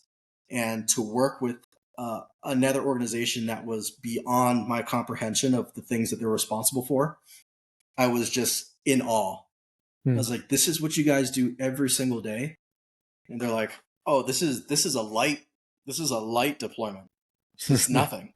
Between hostage rescues, direct action missions, seeing the president of the United States on the screen talking to us, debriefing our mission sets, talking to some of the Department of Defense, working with congressmen for approvals of CONOPS and concepts of operation. I'm just like, wait, what? I used to be on PowerPoint in a tier 3 unit trying to make it seem cool. Like, you guys are just going for direct action. Like, this is insane. And I'll never forget it. Straight out of a Hollywood movie. Just completed this wonderful mission. Incredible. And the sun is just rising up over the Indian Ocean. Like, we're going into the sun, into sunrise, and these boats, and all the operators on high-fiving, right? And the officer of that unit, he's like, hey, I know you only have a couple months left on your contract. He's like, I really feel like you would be really good to come to this organization. And I was like, really? Like, you want me to come and join you guys? He's like, I didn't say that. He's like, I said, I think you'd be a really good fit. I don't know. He goes, but if you want the opportunity, he's like, it's there for you. So in order to get screened for tier 1, you have to be invited. Number 1, you have to have a certain amount of deployments in his career history. Number 2, And number 3, you have to be recommended by your peers from your team to even join. So there's 3 big wickets. So now I had the first one. I was invited. Number 2, I had the career experience. And then, but I didn't have that third, right? I didn't have recommendations from my team to go. But I was so blindsided. I was so excited. He's like, listen, raise your right hand, re-enlist with me right now for 5 years, and we'll push your package forward to go to selection phase. And dude, like, you want to talk about a good time to rope someone in? It's right after a fucking high-valued mission, sun rising, high-fiving. Like, I rose my right hand, re-enlisted for 5 years. I came home, and my wife was furious. She was, she's like, how's the deployment? We got 3 months off. I was like, actually, I just re-enlisted for 5 years, and they want me. And she's like, what? She's like, you're getting out. Like, you could do so much better. Like, what are you doing? And I was like, I don't know. Like, something in me is calling. There's a calling, something deep inside of me, a desire to see if I can do this. Like, I can't leave my military career pending on, I had the opportunity, but now I decided to try something else. Like, I have an opportunity. Why not see if I can make it? Mm-hmm. Let's just see if I can even qualify. And I was shocked. I was really confused at what happened next, where I started to voice my opinions at my team that I wanted to leave and go to this other unit.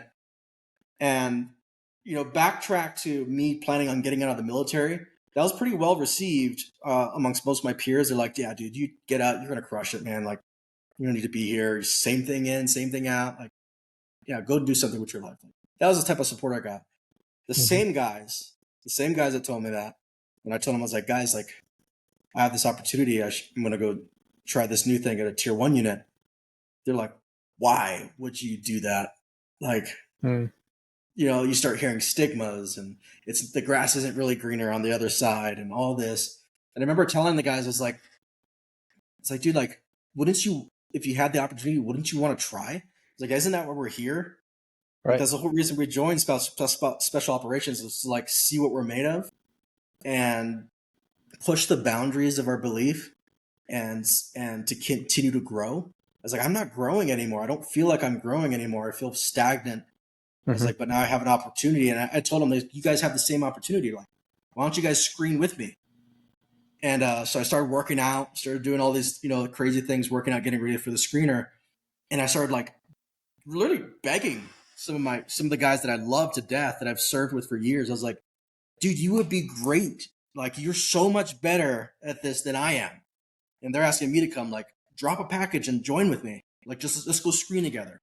And that screening process to go to tier 1 unit, it's over a year. It's like close to 14, 16 months. So, like, it's like going through the whole process again after being in the military for 8 years. You've gone through hell. You've gone through selection phase. You've gone through purgatory, or what do we call it? Probation. New guy status, right? You specialized. Like, you've built this up. Now there's a chance to, like, start all over again. And most guys, I was shocked because we're in beautiful San Diego, right? Surf's good. Weather's always good.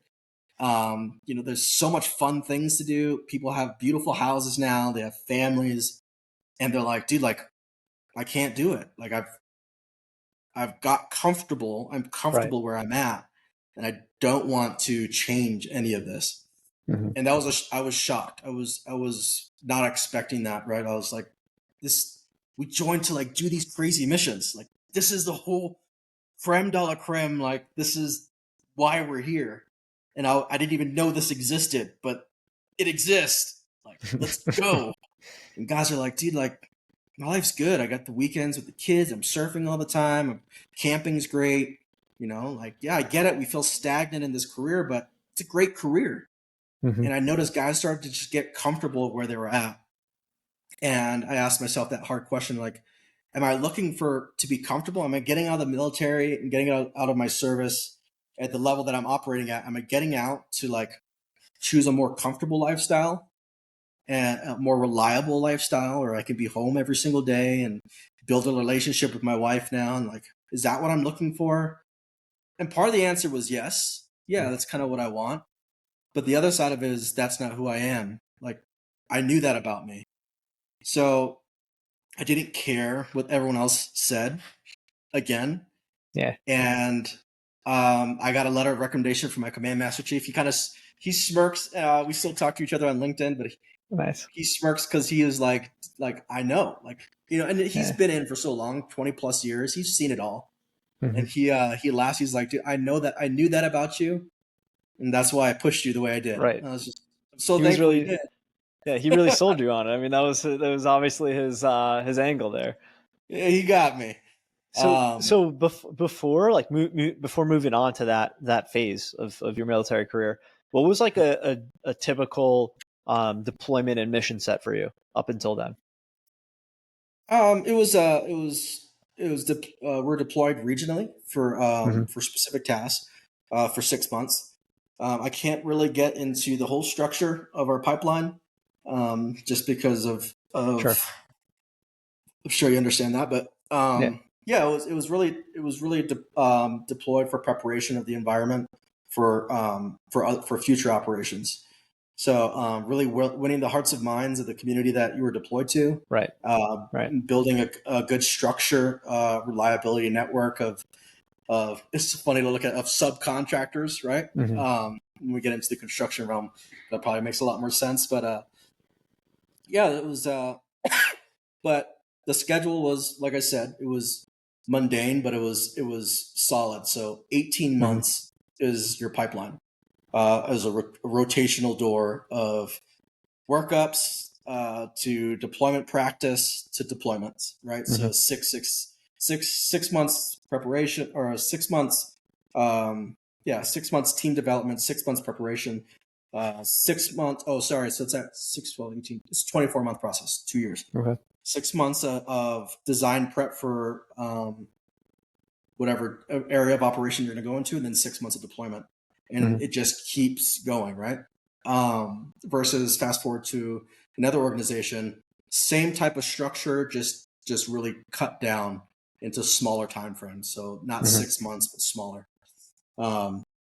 And it was a rotating door that you could rely on. You knew when I get home from this deployment, I got 6 months of this type of leadership roles and A schools. And after that, I know exactly what the next section is going to be like of training and preparation. After that 6 months, I know what that 6 months is going to be like. And then I'm going to deploy. Like it was very rotational versus transitioning over to a tier 1 unit. There's nothing set in stone about your rotation or your schedule. I would literally get a phone call at random any time of the day. I remember I kept one of my stories is I came home, wife had dinner ready. It was about 6:30. Kids were at the dinner table, and my phone goes off. I had 45 minutes to make it to an airport to get on a plane. Then from there, rotated onto a military plane, flew 15 hours, and while in flight, got our mission briefs of where we're actually going. It was so dynamic. Like that Hollywood stigma of like, oh, mission calls, I gotta go, right? It doesn't feel that way. It's more of a burden on your family of like, you're doing what? Like, you just got home, and it was really hard, especially trying to have a family to be in that new structure. But yeah, so I'll say that. Go ahead. Either way, it's hard, and then even more so if you don't have like a consistency to the schedule. It's certainly very difficult. Absolutely, yeah. So yeah, that's really where that story, that part of my career ends, and it fast tracks to being at the tip of the spear kind of analogy of the next progression of my military career, or my choice, or my pathway. I'll say this with all honesty. I remember getting into a lot of arguments with my wife because I was always gone. 270 years bare minimum, I was gone per year, whether training, practicing, or deployments, or deploying for alert schedules. Like always gone. And I remember it was a lie, and I only realize a lie now. It's funny how we reflect on life when we grow older versus when we were actually going through the struggle. I remember telling my wife a lie over and over again. I'm doing this for you. Like, I'm doing this for our country. I'm doing this for our children. Like, I have to go and do these things. And there was a truth to that. Yes. There was an honorable side of it, that I was doing it to serve my country. But the other side of it is I wasn't doing this for my family. I was truly doing it for myself, my personal, egotistical gratification, the reliance that I felt on the team. I felt more attached and I felt my relationship with my team and my squadron was stronger than my relationship with my family. So I just spent more time with them. I had a lot more trust for them. They trusted me in ways that my wife could never understand. Life and death on their hands and on my hands every day and everything we did. You get so ingrained in that I start to get blinded in my career on things that really mattered. Your military career is going to come to an end. And I remember those old sailors who've been in for the 20 plus years, and they're getting out, retiring, and they're retired, and you're drinking a beer with them. And they're crying and they're tearing up and being like, they can't switch that side of their life off. That was everything. And now that it's over, they don't know what it's like to sit with no mission, to sit not preparing for the next mission, to sit with without that adrenaline. You're addicted to adrenaline and cortisol and stress. Like we live, eat, and breathe it. And now that it's no longer there, it feels like the whole world is coming apart. And I remember just hearing that all the time. But I really started to experience it towards the end of my career. And, not getting into all the sexiness of all the things we accomplished being at that level.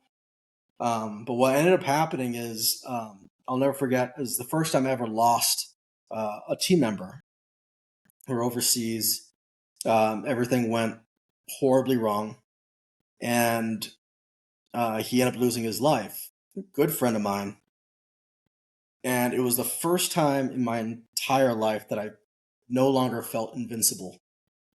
It really started to, he was a father, he was a husband, he had 3 kids. It really started to cause me to ask those questions of, is this really worth it? Like, the reality of my career choice, of the reality of the circumstances is probably going to die. That's the trajectory that I'm leading my life into. From the start of my career choice of going through selection phase in the beginning of my military career to now, I had that same mentality. I'm either going to die out here or we're going to accomplish the mission. But now there are consequences that I wasn't really spending time reflecting on, where it's not just my responsibility to be a good operator, but I also owe a responsibility to my children and to my wife. Because like that Master Chief was telling me, it's going to come to an end in one way or another. You're either going to die or you're going to get discharge papers and retirement papers. Thanks for your service, and there's the door. It's what happens after that matters, right? If I do die, the consequences of my family is they raised fatherless, and the burden that puts on my wife is huge financially. And I started to ask those questions, and what I did was I started to blind myself with falsified answers. So in order to mask the emotions that I was truly feeling of losing my best friend, I decided to do what most people did in my circumstance and fill my entire self-being with rage. Rage and hatred towards the enemy, rage and hatred towards, the loss that I felt, and determination of never letting that happen again, and becoming like this honed in weapon of war of seeking vengeance and instructing fear, ungodly fear into the enemy so that it never happens again. Like that was a lie. I was like, no, I've chosen this path. My team relies on me and believes in me. And if I don't do this, then more people are going to die. Like that was kind of what I took on. And I'll tell you this to paraphrase it, but hatred is a toxic fuel, Mm-hmm. but it is a fuel nonetheless, and it will work. It will drive you to accomplish some of the most incredible, impossible things. But the consequences of being driven by hate leave behind a toxic residue Mm-hmm. of pain and destruction and everything that's around you. My marriage started to deteriorate. My relationship with my friends were deteriorating, but I was so driven by hate of losing my best friend, and I didn't want to cope with the actual feelings of hurt and sorrow. And I decided to communicate it in a different way of vengeance. That it was a path that would definitely have led me to destruction. Mm-hmm. And by God's grace, it's weird to say by God's grace, but by God's grace, I ended up not being able to deploy on that next deployment. What ended up happening is we were going to deploy for purpose, direct action mission. We were going to jump out, and my jump physical was going to expire. So in order to go on this deployment, I had to go get my jump physical. We do it every 5 years, but I had to go get chest X-rays and do a HAPS chamber, where it's an altitude chamber where they decompress it, and you get really hypoxic, and you have to do these stupid tasks. So I had to go do that, and it's really easy, mundane, in order to get my jump requalified. So I went and did it. Well, through that process of my X-rays, they found 3 massive tumors on my right lung, non-smoker, and that led to one, me not being able to deploy. So now I'm conflicted, right? I'm this man driven on a toxic fuel, conflicted of not being able to serve, and number 2, actually feeling fear of death in a real life matter of being like, massive tumors. Do I have cancer? Am I going to be this bald headed, cancer patient now? And I'm going to die anyway in a hospital bed and not get that glorified death of service and deployment. Like, I remember being really upset because that's not the way I wanted to go. I was like, screw the diagnosis, screw the imagery. Like, let me go and do this deployment. I'd rather die overseas than die like this.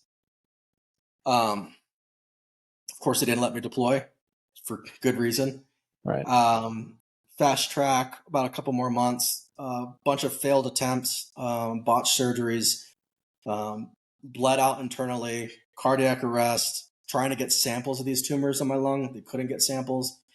They cut me open through my entire thoracic space, broke my ribs, got into my lung, cut the tumor out, sent it off to pathology. Pathology had no idea what it was. They couldn't confirm it was cancer. And that led me to bleeding out internally at my home. Like, it was just all downhill. Yeah. And then about 4 months after all these mess ups and health issues, I get a call from Duke University saying, yes, it is indeed cancer. And it's right next to your lymph nodes in your lungs. So if this cancer continues to metastasize, you go from stage 2 to stage 4 in the blink of an eye, because your lymph nodes are like the highway. So lung cancer will go from lymph nodes from lung to lymph nodes, from lymph nodes to brain, from brain to the rest of your body. So now I'm starting to like kind of freak out, and so I remember I had to make a huge decision, and it was the easiest but hardest decision, because the consequences were I knew I was not going to get to serve in the military anymore. So they gave me a choice to make. One, I could go through cancer treatment, radiation, and try to make the tumors smaller and battle this out over time. Or 2, I could remove my right lung and be surgically healed, but no longer allowed to serve in the United States military. And I started really to let go of that hateful fuel that was fueling me. And I started to really see the importance of my life and the consequences of my choices to raise my children and my kids, and to be a good father and to be a good husband. And so I chose the latter of the matter. I chose to get my lungs surgically removed. And that was a really hard process of learning to breathe again, to breathe at 50% capacity, to being a tier 1 operating stud of physical fitness, to being like this crippled guy on oxygen who can barely walk to his mailbox.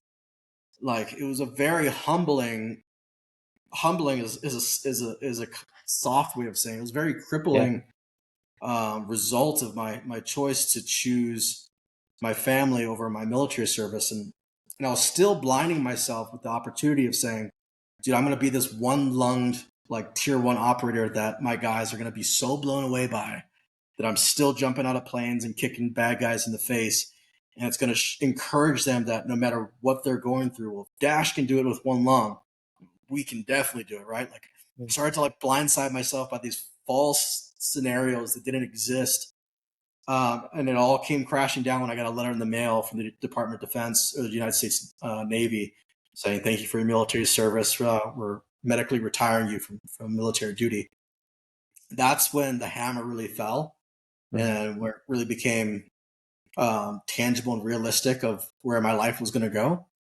And that sent me spiraling down, just like all the old guys in the military were telling me, into a deep state of depression.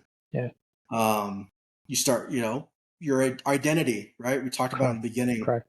My identity was in making my foster family proud. My identity was in graduating through all the ranks of ROTC. My identity was in graduating from selection phase and making it with a pin on my chest.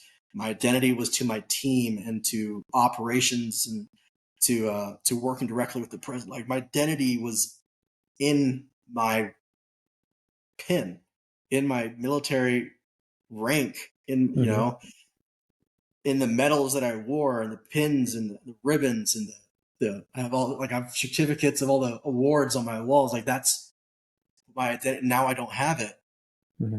I don't walk around. I can't walk around with a rank that people look at or a designation of a special operator on my chest that people can just look at and know who I am. Now just people look at me as some homeless bum with a beard. Like, I don't know who I am anymore. If I can't serve in the military, if I can't serve in this elite force, then what do I do? And I felt really worthless. I felt like a failure. I felt jaded. I felt cheated. I felt a lot of animosity towards my health circumstances and not being able to run anymore, not being able to perform and not being able to do all these things. And I remember holding on to my team. I'd go in every day of the week, and hang out with my squadron, hang out with the guys. And, they loved that I was there, but they also questioned, like, dude, like, why are you here? Like, go home, go be there. We used to laugh and lie to ourselves, like, man, I can't wait to retire and just sit on a beach, sit with my family, and don't worry about timelines or the stress of operations. It's just, can't wait to have a peaceful life. Well, brother, when that peaceful life comes, you don't want anything to do with it. Right. Like, now I'm reflecting, I was like, dude, I just want to go and be miserable again with you guys in the middle of nowhere, sweating our faces off. And I'm never going to get that again. And, dude, it was a hard transition. Everyone says it's a hard transition, but I'll tell you, transitioning from service is a very difficult step because of identity, because the military does everything it's designed to do. It's designed to turn you in to a person who takes ownership of being in the United States military. Like, they hone it, they break you down, they make you responsible for millions and millions of dollars of stuff so that you take it in and you become part of it. It just becomes who you are. When that doesn't exist anymore, it causes an existential crisis of trying to rebuild yourself. Yeah. And I went to all the workshops, man. Like, I went to all the transition programs and all the good talk speaks of guys who transitioned out as veterans and became highly wealthy, highly successful. And it didn't really help me. Even though I was hearing all the things, it didn't comfort me. And no one was going to tell me what to do next. Right? That was what's so nice about the military. They tell you, this is what you're going to do next. This is where you need to go. This is what we're preparing to do. no one was telling me that anymore. Yeah. No one was telling me like how to do a job interview, what to wear at the job interview. Like, no one build a LinkedIn profile. No one's telling me how to do all these things. Right. But like now it's being required on me. And I'll never forget, I was sitting with, do you know this guy named Gary Vaynerchuk from Yeah. VaynerMedia? Yeah, Mhm. he's out in New York. So there was this group called Elite Meet, the Navy SEAL transitioning or Special Operations transitioning workshop. And we got to go see Gary at the top of his building in VaynerMedia in downtown New York, and we're sitting with them. And just before this, we're sitting in at what was it? Not ING. There's some type of big financial institution, Mhm. or like one of those, like something like ING or Goldman Sachs, something in that nature. Sure. And we're all in suits and ties now, right? So I go from wearing, rolled up camis, looking all cool, to wearing suits and ties. Very uncomfortable. It's very not Yeah. me. But I'm trying to look good. I'm trying to present a good, I'm doing all the things. Got the pin on my lapel, like doing the whole shebang. And I remember sitting in there with a bunch of guys that I've deployed with that are, getting out, or that I've known from other teams, right? And we're all sitting in this room. They're all getting into these new sectors. And I remember hearing them answer on a Q&A panel about finance and about investment strategy, about real estate, and hearing them talk. And I'm looking at them, I'm like, dude, you're so full of it. Like, you are making this up. Like, I know you through and through. I know your family, I know your kids. Like, I know what you're like off of work. I know what you're like as an operator overseas. You're a savage. Like, I know you. I know you've rehearsed this. I know you looked this up on AI and you just built this thing for Q&A. And I'm reading the room and I'm looking at these guys try to build themselves up to look like subject matter experts in this arena. And I remember kind of getting disgusted, not with them, but with myself, Yeah. of being like, I don't know anything. I don't know how to speak to this. This is a great opportunity, right? Goldman Sachs, great opportunity, great Mhm. career choice and good money. It's like, but I'm not a financial advisor. What am I doing trying to get a job? It was like a job fair. What am I doing trying to get a job with these guys? Yeah. What am I doing? Like, why am I at this job fair, and what do I want to do with my life? And I did not have an answer. So when we got to Gary Vayner's, Gary does everything with social media, Mhm. and this was 2013. So like social media is getting big, but it's not quite where it's at now. So like everything is about content reproduction and mass overflows of just producing content. Right? It's Mhm. the more content you have out there, the more you get seen. Regardless, just keep pumping content. And that was kind of his strategy he was sharing with us. And then he stopped. I'll never forget it. He stopped and looked in the room. We had about 16 guys in there, maybe a little bit more, all suits and ties, all operators and pilots and EOD. And Gary Yeah. stops and he looks at everybody and he's just like, what the hell do you guys want from me? You know? And like guys are looking around the room and he's like, no, I'm serious. He's like, guys, like, what the hell do you want from me? He's like, you guys have operated at this elite level and done stuff I could never think of. He's like, I read the books that you guys write and I'm just blown away. And now you guys are all sitting here like sad puppy dogs trying to eat off this dish of opportunities that people are giving you. Like, what the hell are you guys doing? Like, and it was dead silent in the room, right? This room is full of like these guys guys got book ideas and guys have Yeah. like, job opportunities and, job career fairs and all this stuff. And Gary's just like, does anybody in this room have an idea, like a self-inflicted like idea of something they want to build? He's like, I'm not looking like, don't tell me how great you can do at my media company. Don't tell me how great you can, like, tell me what drives you. Like give me some, I'll never forget this. He's like, social media has basically just designed down a dumbed down version of society where Mhm. it takes people off of all imagination. It strips you of your imagination. He goes, someone here has got to have some crazy wazoo idea of something they want to do. And it's dead silent. Like the tension, you could almost hear Yeah. of guys that just got checked into reality of being like, shit, he saw right through us. Yeah. And I raised my hand at him and I said, I have a crazy idea. And he was like, great. He's like, let's hear it. He's like, I need to hear something fresh. He's like, and I told him, I was like, we had, at this one career fair, we had to do a Venn diagram of three things that we love, the correlations and things that they have in common, and how you could build that into a business plan. And guys had the typical responses of I love finance, I love real estate, I love my family, right? So like if we can mesh all this up into a utopia of ideas. I need to be a financial advisor at Goldman, Right. I'm looking at this thing and I'm just being 1000% realistic, right? I'm not sugarcoating anything. Dash Wong, what does he love, dude? It is so simple. I was like, dude, I love Volkswagens. Like I love them. I love the van. I love the old school Twinkie van. Like I think they're the coolest thing ever. I love Volkswagens. I can drive a Volkswagen every single day and just be happy. Like I don't care what's going on. I just get in that old van at 40 miles an hour.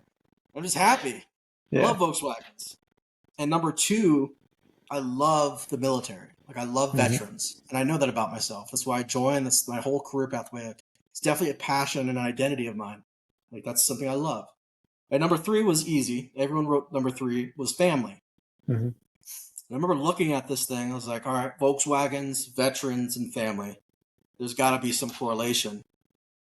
And so I told Gary, I was like, I got this crazy idea. He's like, all right, lay it on me. I was like, I want to travel around in my Volkswagen with my family, and I want to interview veterans who started veteran brands, who were veteran entrepreneurs, and became successful, and I want to tell their stories.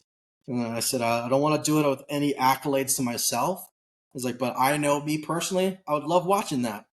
As an active duty member, I'd love seeing some guy that got out of the teams and started a private gun club and bought land and built gun ranges and trains shooting guns all the time. I would love to listen to that. Yeah. Or some guy started a t-shirt company and, with funny name brands of all the stuff we remember in the military and like how he grew that business and scaled it.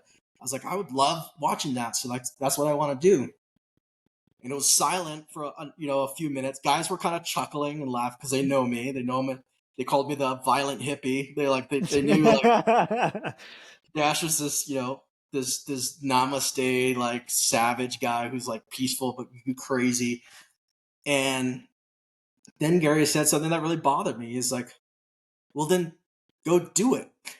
Right. He's like, "That's what you want to do. Get out of here." So I kid you not, I left New York. I came home. I told my wife what I wanted to do, and my wife said, "Let's do it." So we sold our home in Chesapeake, Virginia. We sold everything we owned. We got onto a 1974 Westphalia Volkswagen bus. I got all the GoPros. I started social media, and I just started putting it on Facebook. Just live posts, live content. This is where I'm going. I don't know where I'm going next. Anyone got an idea of a veteran brand they love? All right, we're going to Maine. Drive to Maine, interview the veteran. And I watch these videos now. It was awful. It was so bad. Like, the camera angles, the audio, just the content, just so unorganized and question formatting. But it was raw. Yeah. It was authentic. It was just me. And I was happy. And we were happy. And we were traveling the whole country. What ended up happening from that is I ended up getting sponsored from a company called Killcliff, which is an energy drink company. But they partner with the Navy SEAL Foundation. So they loved what I was doing. They called it Dash in a Van. And they're like, dude, we love it. We're partners with the Navy SEAL Foundation. You're doing veteran brands. Let's partner. They wrapped my Volkswagen in like this American flag with a screaming eagle in the back and flames and put Killcliff all over it. So now I'm doing these interviews, doing the same thing, but with an energy drink can, right? We're drinking these drinks. I'm like, dude, how's it taste? And they're like, oh, this is great. And not knowing I'm going to segue the next part of my career into sales.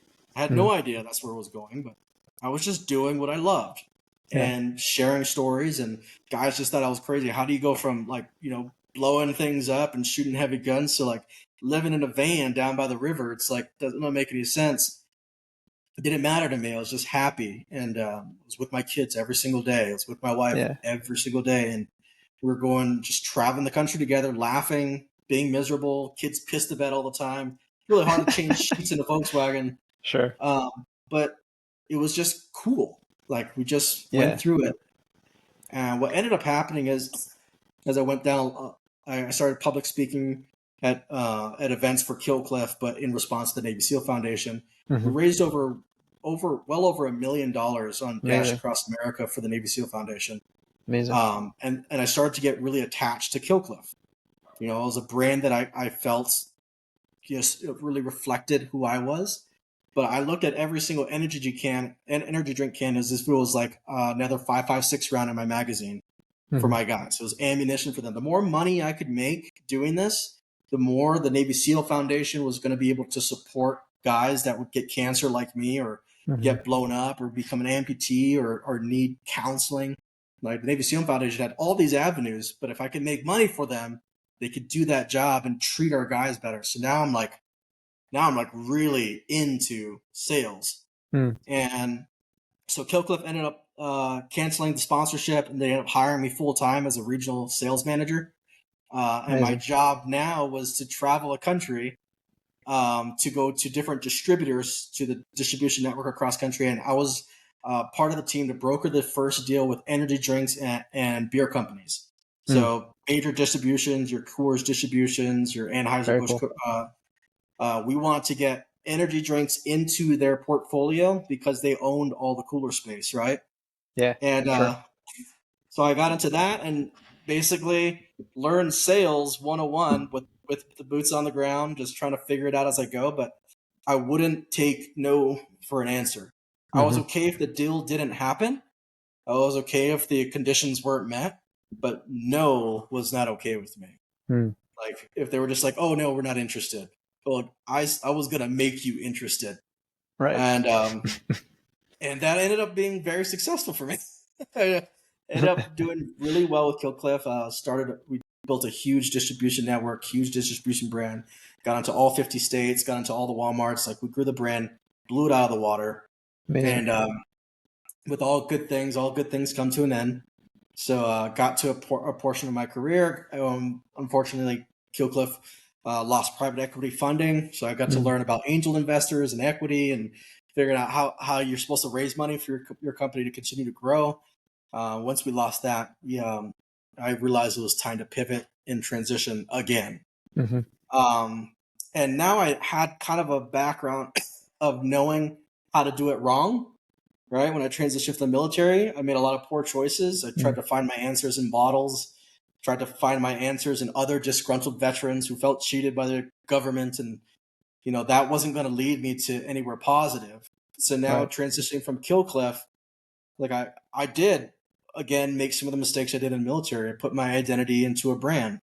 I put my identity into the success of the company and owned it as my own. I mean, there are circumstances and situations that do call for that.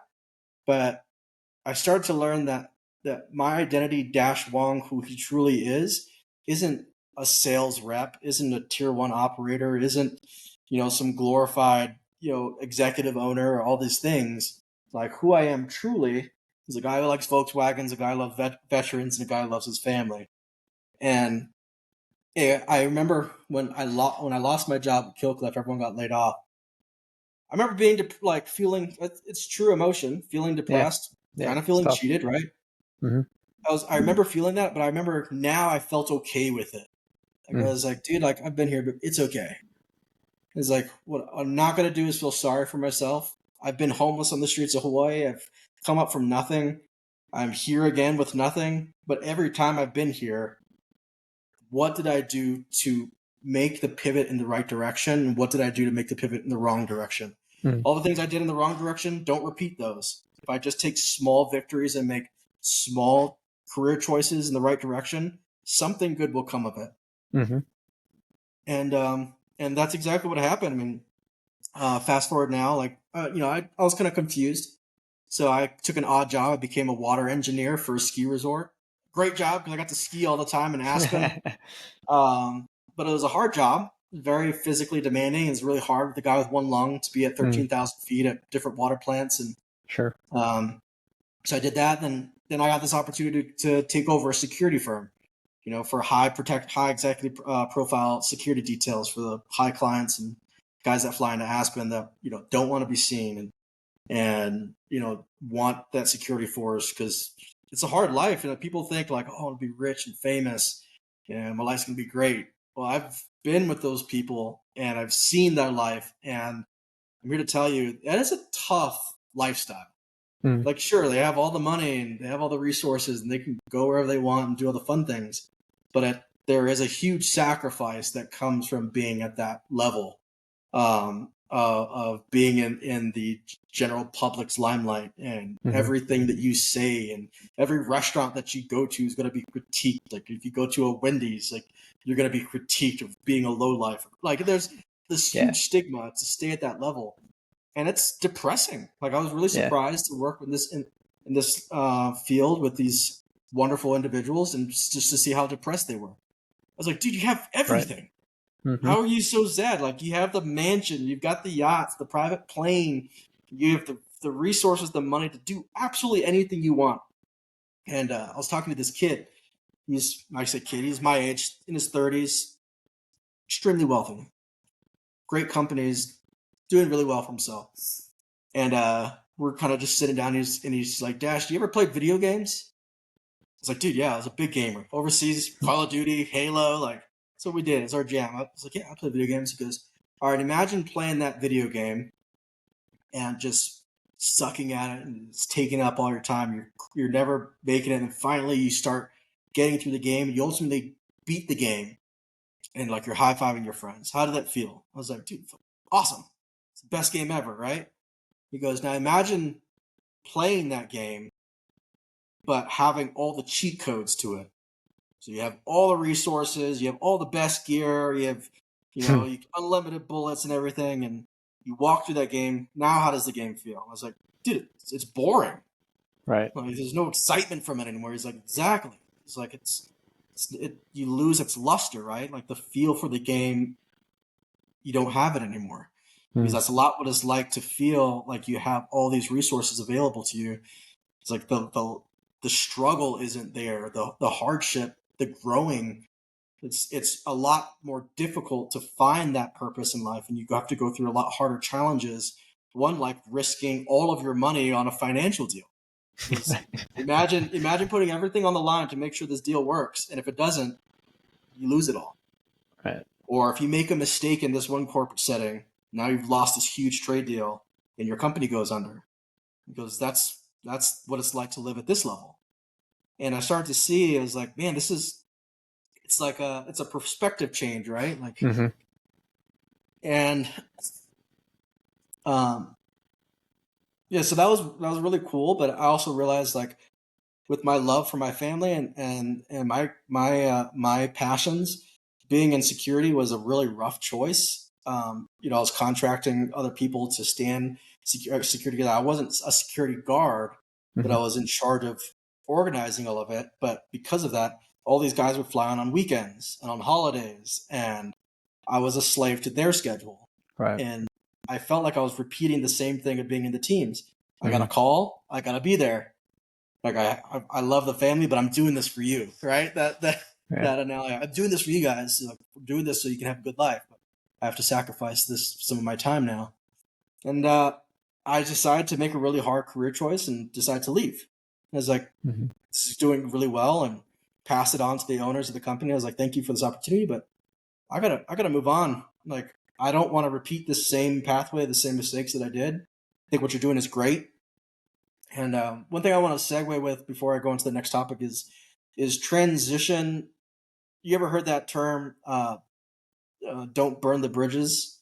The bridges you burn can never be recreated sometimes, and can't be crossed. So once that bridge is burned, it's gone. I've learned that over the past, and especially within networking in general at all these conventions and speaking engagements, that transitioning from one career, even if, like I say, the military or kill cliff, even though I felt cheated, I knew that the relationships that I built within that organization were more valuable to me than the paycheck or them not being able to pay my next couple of months, or For sure. Those relationships were a lot more important because I don't know what it's gonna turn to in the future. For sure. There might be something there, there might not be. And we learned that overseas too when working with partner forces, right? Don't ever burn a bridge with a partner force organization, because now that can end up becoming your enemy. You need to be really careful Yep. And so transitioning needs to be very poised, but really strategic and tactical. Like you need to be really cognizant that if you do it in a wrong manner, you may be limiting your ability to leverage that in the future on how you're going to transition or pivot from this opportunity. And I learned that very well in the civilian sector of transitioning out. And within that, I've failed it tons of times. I've messed it up royally. And but I've learned now that if you're going to leave an organization, you leave it with the best possible note. Mm-hmm. You leave it as successful, as clean as possible, with all ends tied up. You offer your time to train the next personnel. Like you do it correctly and with respect, even if you're not respected. Mm-hmm. Because what you're leaving behind is a legacy of who you are. And that's the identity. Great Right? It's tip. not the identity in the job. It's the identity of who you are, who Adam is as an individual. He's Mm-hmm. trustworthy. He's respectable. He's, these are the core values that I know of Adam, regardless of the circumstances that come upon him. I know this is who he is through and through. Same thing that fell on to me. I want to be known as some guy that's trusted in all avenues of business. Mm-hmm. That they know that the secrets they share with me aren't going to go set on scene or posted on social media, or they know that if they do me wrong, I will voice it immediately in a professional manner. But I also won't hold it against anybody, because business is business. Like if you're not performing to that level and you think you are, you can voice your opinions. But if it's not working out, dude, it's okay. It's all right. So I transitioned. I pivoted from the security sector, and now I'm at a point where like, dude, what do we do next? Like, is it speaking? Is it preaching at a church? Is it what is it? Like, and I got approached by Aspen Development Company to become a project manager for a company in construction. Mm-hmm. And I'll never forget building my CV for this opportunity and building my resume and like, going through the qualifications of what I could highlight to help me get this position and how I was going to, beat all the other guys that have their applications in. And for the first time in my entire life, I just let go of all expectations. Mm-hmm. And I was just truthfully honest. And I told my employer, I was like, I've traveled the entire world. I've accomplished some great things in my life. I've been held esteemed for leadership and management. I've operated in these capacities. I know what it's like to hold a timeline. I know what it's like for mission critical details. I know what it's like to manage budgets. Mm-hmm. I was like, but I have never built a house in my entire life. Just being honest. I built a chicken coop once. That didn't go so well. Like, just being really raw. And in that, I turned this interview around. And like we said in the beginning, I started to be more interested in what they were looking for and how I could provide those things and the things that I couldn't provide. Because I wanted to be a good fit. I just didn't want a good career with a good salary. I want to know that I could make a difference in this organization in a positive way. Mm-hmm. But I also wanted to be realistic of my qualifications and the things that I was lacking.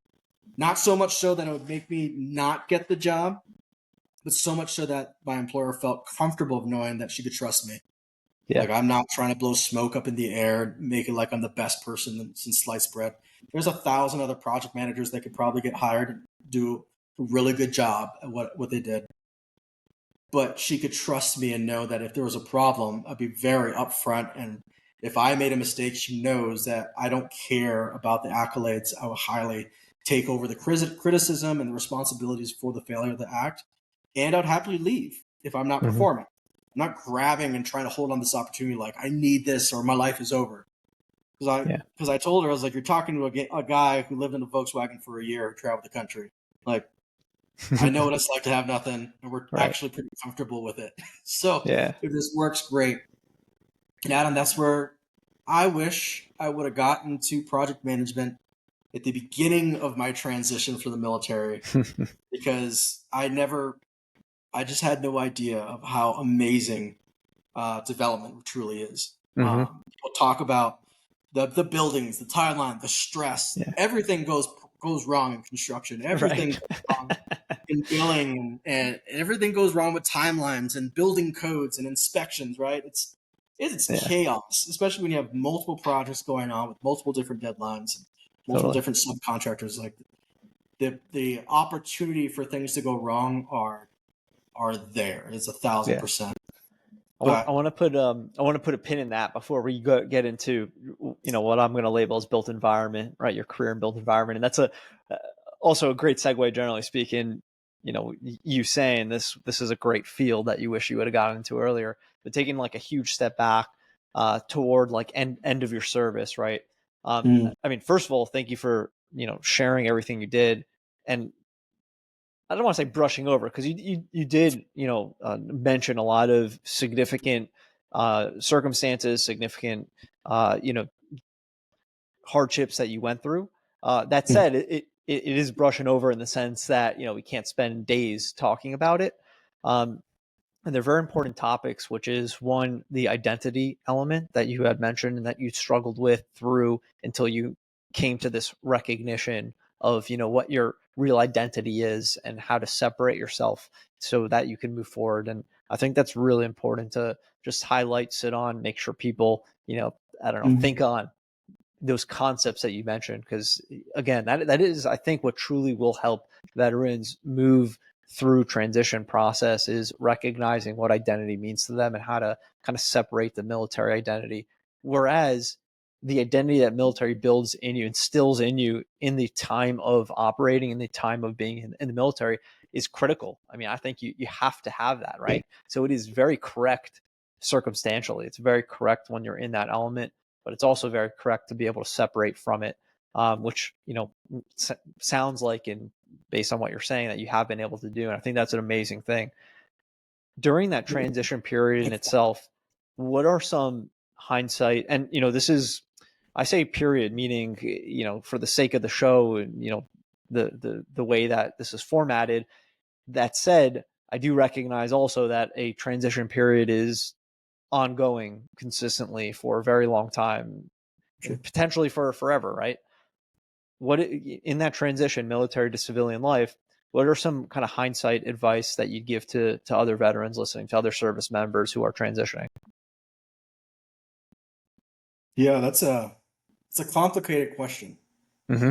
And I only say that's complicated because there's any veterans listening, or any active duty members, or just even civilians in general that are transitioning from a career. Identity gets talked about a lot as a thing, but it doesn't ever get doesn't really get in depth, or spoken about in depth on truly what it means. And I say that, a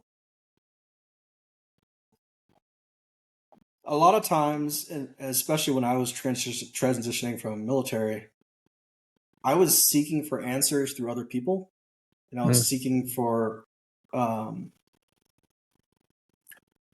for recognition. I was seeking for a place to belong, and I was seeking that through the accolades through other people, right? Like what they said about me, how they talked about me, what social media was saying. I was looking for my identity in myself through others and what they thought. And I think, if you're being really truthful and open about yourself, you'll find a lot of people end up doing that as well. And what ends up happening is you end up becoming who you're surrounding yourself with, right? There's that term, show me your network, I'll show you your net worth. So that's one avenue of identity, right? You can change your identity by changing your network and the type of people that you surround yourself with. And that's one way, but I don't think that really gets to the root of who you truly are. And I've done the very extensive work of taking a pregnant pause in my career and living with nothing, with a fire in front of me and my kids behind me, and really asking myself that hard question. And I had to ask it to myself for a very long time. It's not like I just got this epiphany in a couple of days. This was months, maybe a couple of years, and it's still developing, as you said. But the the core values. So in the military, we have core values: honor, courage, and commitment. Those are the core values of the United States Navy. As a United States Navy SWCC, it was on time, on target, never quit. Like, these are our core structured values. I had to ask myself what my core values were. I knew that I was selfless. I love to serve others more than I love to serve myself. I knew I was a man that was attracted to truth, was attracted in being trustworthy. And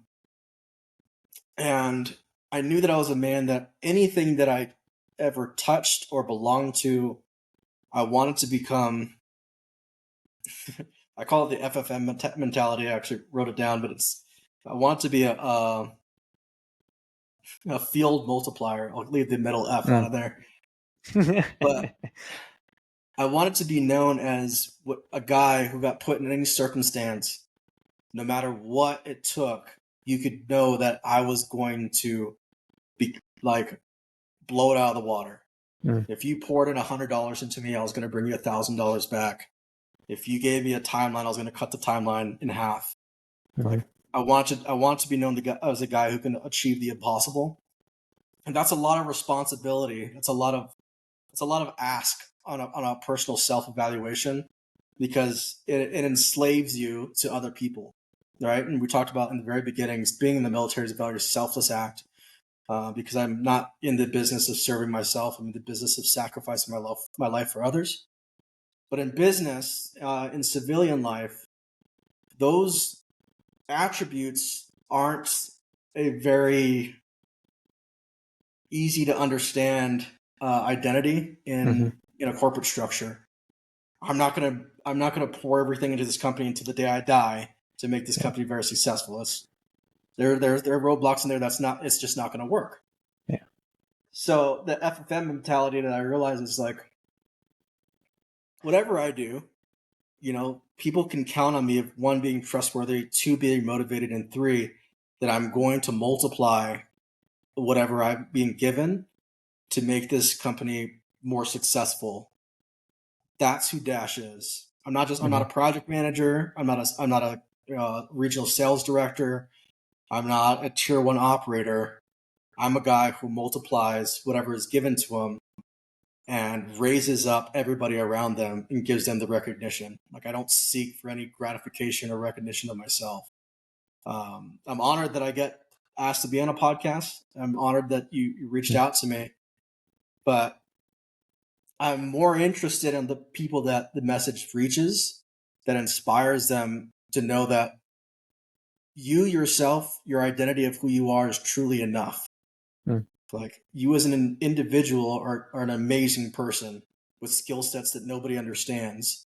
And if you take the time to remove yourself from whatever organization you're attached to and really draw the core values of what drives you, what motivates you, what pushes you past your limits of being comfortable, if you could spend time there, there's this term, if you had a gun held to your head and you got told that you need to make $1 million in a year, would you make $1 million in a year?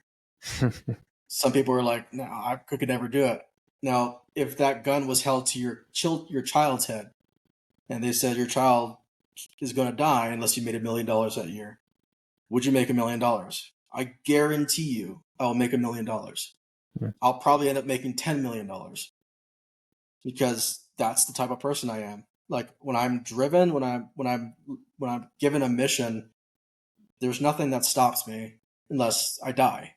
It sucks. My wife will tell you I'm too stubborn to die, but that's that's what drives me, and what motivates me to keep going is, it motivates me to see things that I was given that become exceptionally great, and it motivates me to shine that light on all the people that help that come to fruition and highlight them, because I love seeing just people in confidence. People want to be recognized. I'll be honest. Like, that was I lived off of recognition, from my foster family to being in the military to getting accolades to growing up the ranks. That was kind of my egotistical goal set of impressing others so that they were impressed by Dash, right? But don't fall victim to that type of mindset, because it'll leave you a victim to other people. Like, your mindset is so uniquely yours, and your desires are so uniquely designed in your heart through the way you were raised and the circumstances you overcome. Like, people, if they could just realize how much potential they truly have, it'd blow them out of the water. If I could look at myself, I remember being, going through cancer and being told I was going to die and bleeding out and feeling miserable and depressed that I lost my job and lost my identity in the teams, versus to where I'm at now. I visit that person all the time. I visit that person that was depressed and miserable and drinking, and I visit him in my mind all the time, and I coach that person all the time. I tell that person, it's going to be okay. If you could just see where we're at now, and you just hold on and stay positive, your life is going to be amazing. And being in construction, or being in development where I'm at, it's met with this a high level of stress and a high level of struggles and a high level of things that don't work out in development. Not everything works out, and I'm met by the stress of my company and the ownership and investment side, and they always, at least one of my coworkers always looks at me and goes, "You're always so calm in these high stressful circumstances, and we just got reamed at that meeting. We just lost that deal, and it's everyone's wrecked, and we're feeling horrible. But you're so calm and stoic, and it seems like no matter what life throws at us, like, it doesn't faze you." And the truth of the matter, it bothers me. Failure sucks. But I've been to failure and more times than I can count. I've been to muscle failure. I've been to mental failure. I've been to health failure of being told I was going to die. I've been in the worst scenarios, and I know how I coach myself through them. If you just could remain calm, stoic, and emotionally irrational in these circumstances, you can have a calm, clear head and make good executive choices and decisions that will benefit versus hurt. And it's really cool to be that person. Right. So when we talk about identity in itself is an ongoing process that never ends, because you're going to have to constantly revisit and reaffirm who you truly are. And the more that you do, the harder the tests are going to become and the harder the circumstances. But if you truly want to grow as an individual, if you truly want to grow as a business owner or in an executive position, wherever you find yourself, if you want to grow to the next level, and you don't spend that time understanding who you are as a person individually, not to a group, then you'll never get there. You'll never get to that next level. And it's a long answer to a savvy question of identity and focus and workforce, but I'm really adamant and very passionate about speaking this, especially if I feel like if I was watching this, speaking to myself when I was transitioning out of the military, and I was going to really hone in on a conversation, I'd really tell myself that there are three foundations and keys to my personal success and understanding my identity. And number one, without a doubt, if you want to grow in your identity, number one, you have to know how to give first.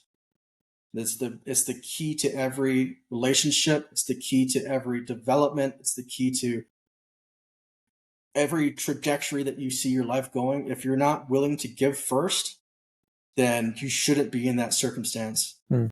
If you're just trying to grab a salary to make ends meet, then you're going to be a burden to that organization because you're not there for the right reasons. If you're trying to make this deal, this multi-million-dollar contract deal so that you get a promotion and all these things, but you're not listening to the person and the wants and the needs that they want for this job, and you fail it and you lose all that money, you go to litigations, you're not doing the company a service. You need to learn how to give first. Give your time, give your patience, give your listening. Give first is the key, number one. Number two, And this is so hard to do with social media and the progression that we see society going into. But number two, a key to understanding who you truly are is learning to be authentic. What I mean by being authentic is not wavering to and fro and changing your foundations, changing your core values, and this person believes this system, and Jocko Willow talks about this, so I'm gonna do this, and David Goggins talks about this, so I'm gonna be this hardened triathlete. Like, don't worry about what other people are doing, what other people are accomplishing. It's great to look at those things, but if you're not authentic to who you are, then you're gonna lead yourself into a dark corner of not understanding how you got there. So give first in all circumstances. Be authentic to who you are and your core values, the things that you believe in, faith, family, and trust, like the things that truly drive you. Don't waver from those things, regardless if it's not a good fit, right? If you're authentic to who you are and this organization is going to pay you a huge salary, but it does not believe in your core values, you're not being authentic to who you are by just taking that job or that opportunity just for the fame or the money or the recognition, right? Like, it's not going to weigh out in the long run. So number two is being authentic. And the last one, that if I was talking to myself transitioning out of the military and I heard those three things, it was give first in every opportunity, be authentic to who you are, and don't waver in your beliefs, but and being authentic, you also need to learn to be humble, right? So just because you're confirmed in your identity and you know who you are, and this other corporate deal comes up that hands you a lot of money, and you're like, I don't need that. I'm better than you. You beat all my core values. I want nothing to do with this organization. No, you do it humbly. You got to be meek and humble, regardless of how you transition, right? So you be authentic, but you be respectable. You're building your identity. You're building your brand. You're building your recognition of people who know who you are. You're not jaded by money or corporate corporate values of in the corporate world. There's rankings of executive positions, right? You're not blinded by a job title. Like, you're true to who you are, and you're nice about it. So being authentic. But number three, the last thing, if I could talk to myself, is I got the big two out of the way, and those are the hardest things to get through. The last thing I would hone in after I've mastered those two things is to tell myself that it's okay not to know. To be 100% open on not knowing an answer. I don't know everything. But in today's world, I'm speaking on podcasts and speaking at public speaking events, there's this stigma of, you've been through so many challenges, so you must know all of life's secrets on identity and all life's secrets of being resilient and all these things. And the truth is, a wise man knows that he knows nothing, or a fool claims that he knows everything, right? It's like, I don't know what I don't know, and I need to be okay with that. I don't know how to build a house. I do now, but when I was open with my employer, I was very confident in my ability to express that I don't know the sequence of drywall, and I don't know the sequence with an electrician, and I don't know the sequences of getting mechanical in there. I don't know the sequences of permitting. I don't know how all these things fall into place. I'm okay with saying those things. Whereas, and being okay not knowing means, like, one, humbling yourself, but two, you have to remove ego. To admit when you're wrong. You have to release yourself of this egotistical view of, I'm the greatest there ever is, so I never make a mistake. Being authentic also means being okay not knowing. And in that, if you can hold on to those three values, if you can hold on to, one, giving first, two, being authentic, and three, being okay not knowing, the doors are open. The world will roll out the red carpet for you if you just hold on to those. It sounds so simple, but it's hard. And those are hard three evaluations to go through. But if you practice them, and it's a practice that you don't master, but you continue to practice, you can practice those things. Why does opportunity continue to never exist anymore, or cease to exist? It's because everyone will recognize you for who you truly are. Right? This world is blinded by social media and LinkedIn profiles of amazing people who've accomplished amazing circumstances, amazing situations, but I don't truly know who that person is. Mm-hmm. right? But when you're authentic in an interview or authentic in a networking event or authentic in a relationship, people now trust you, and that word of mouth spreads fast. Mm-hmm. Just the fact that I'm on Adam's podcast, I've never met you a day in my life. And when I got the email and the phone call, I was just blown away. I was like, wow, this is very unique where I find myself. But I say all that to say this, like, if you can trust that process, you will find yourself going into different career choices and avenues that you never thought were going to be available. Yeah. And life gets really exciting. It truly does. It gets really exciting. And it causes you to revisit circumstances that you thought you wished you would never be back in, right?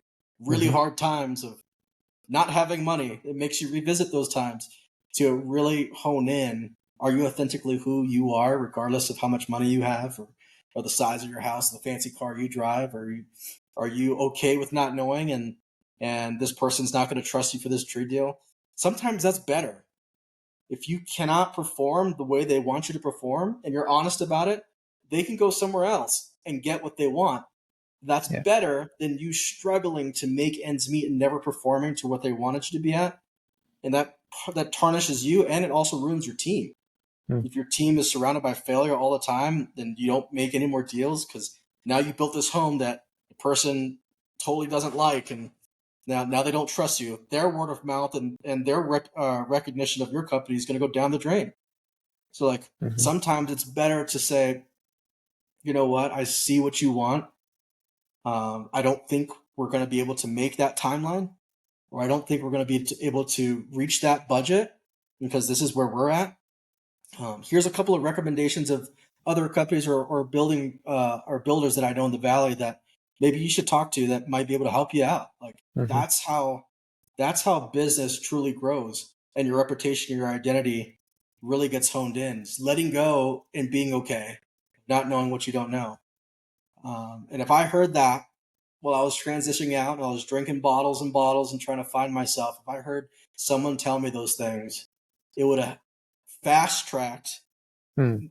where I am today. I say all that, but also I'm glad that I went through a hard time because it taught me the wrong things, right? Right. Right. So if you can't reflect back on the negative things in your life, and I don't mean it in a condemning matter, I mean it in a convicting matter.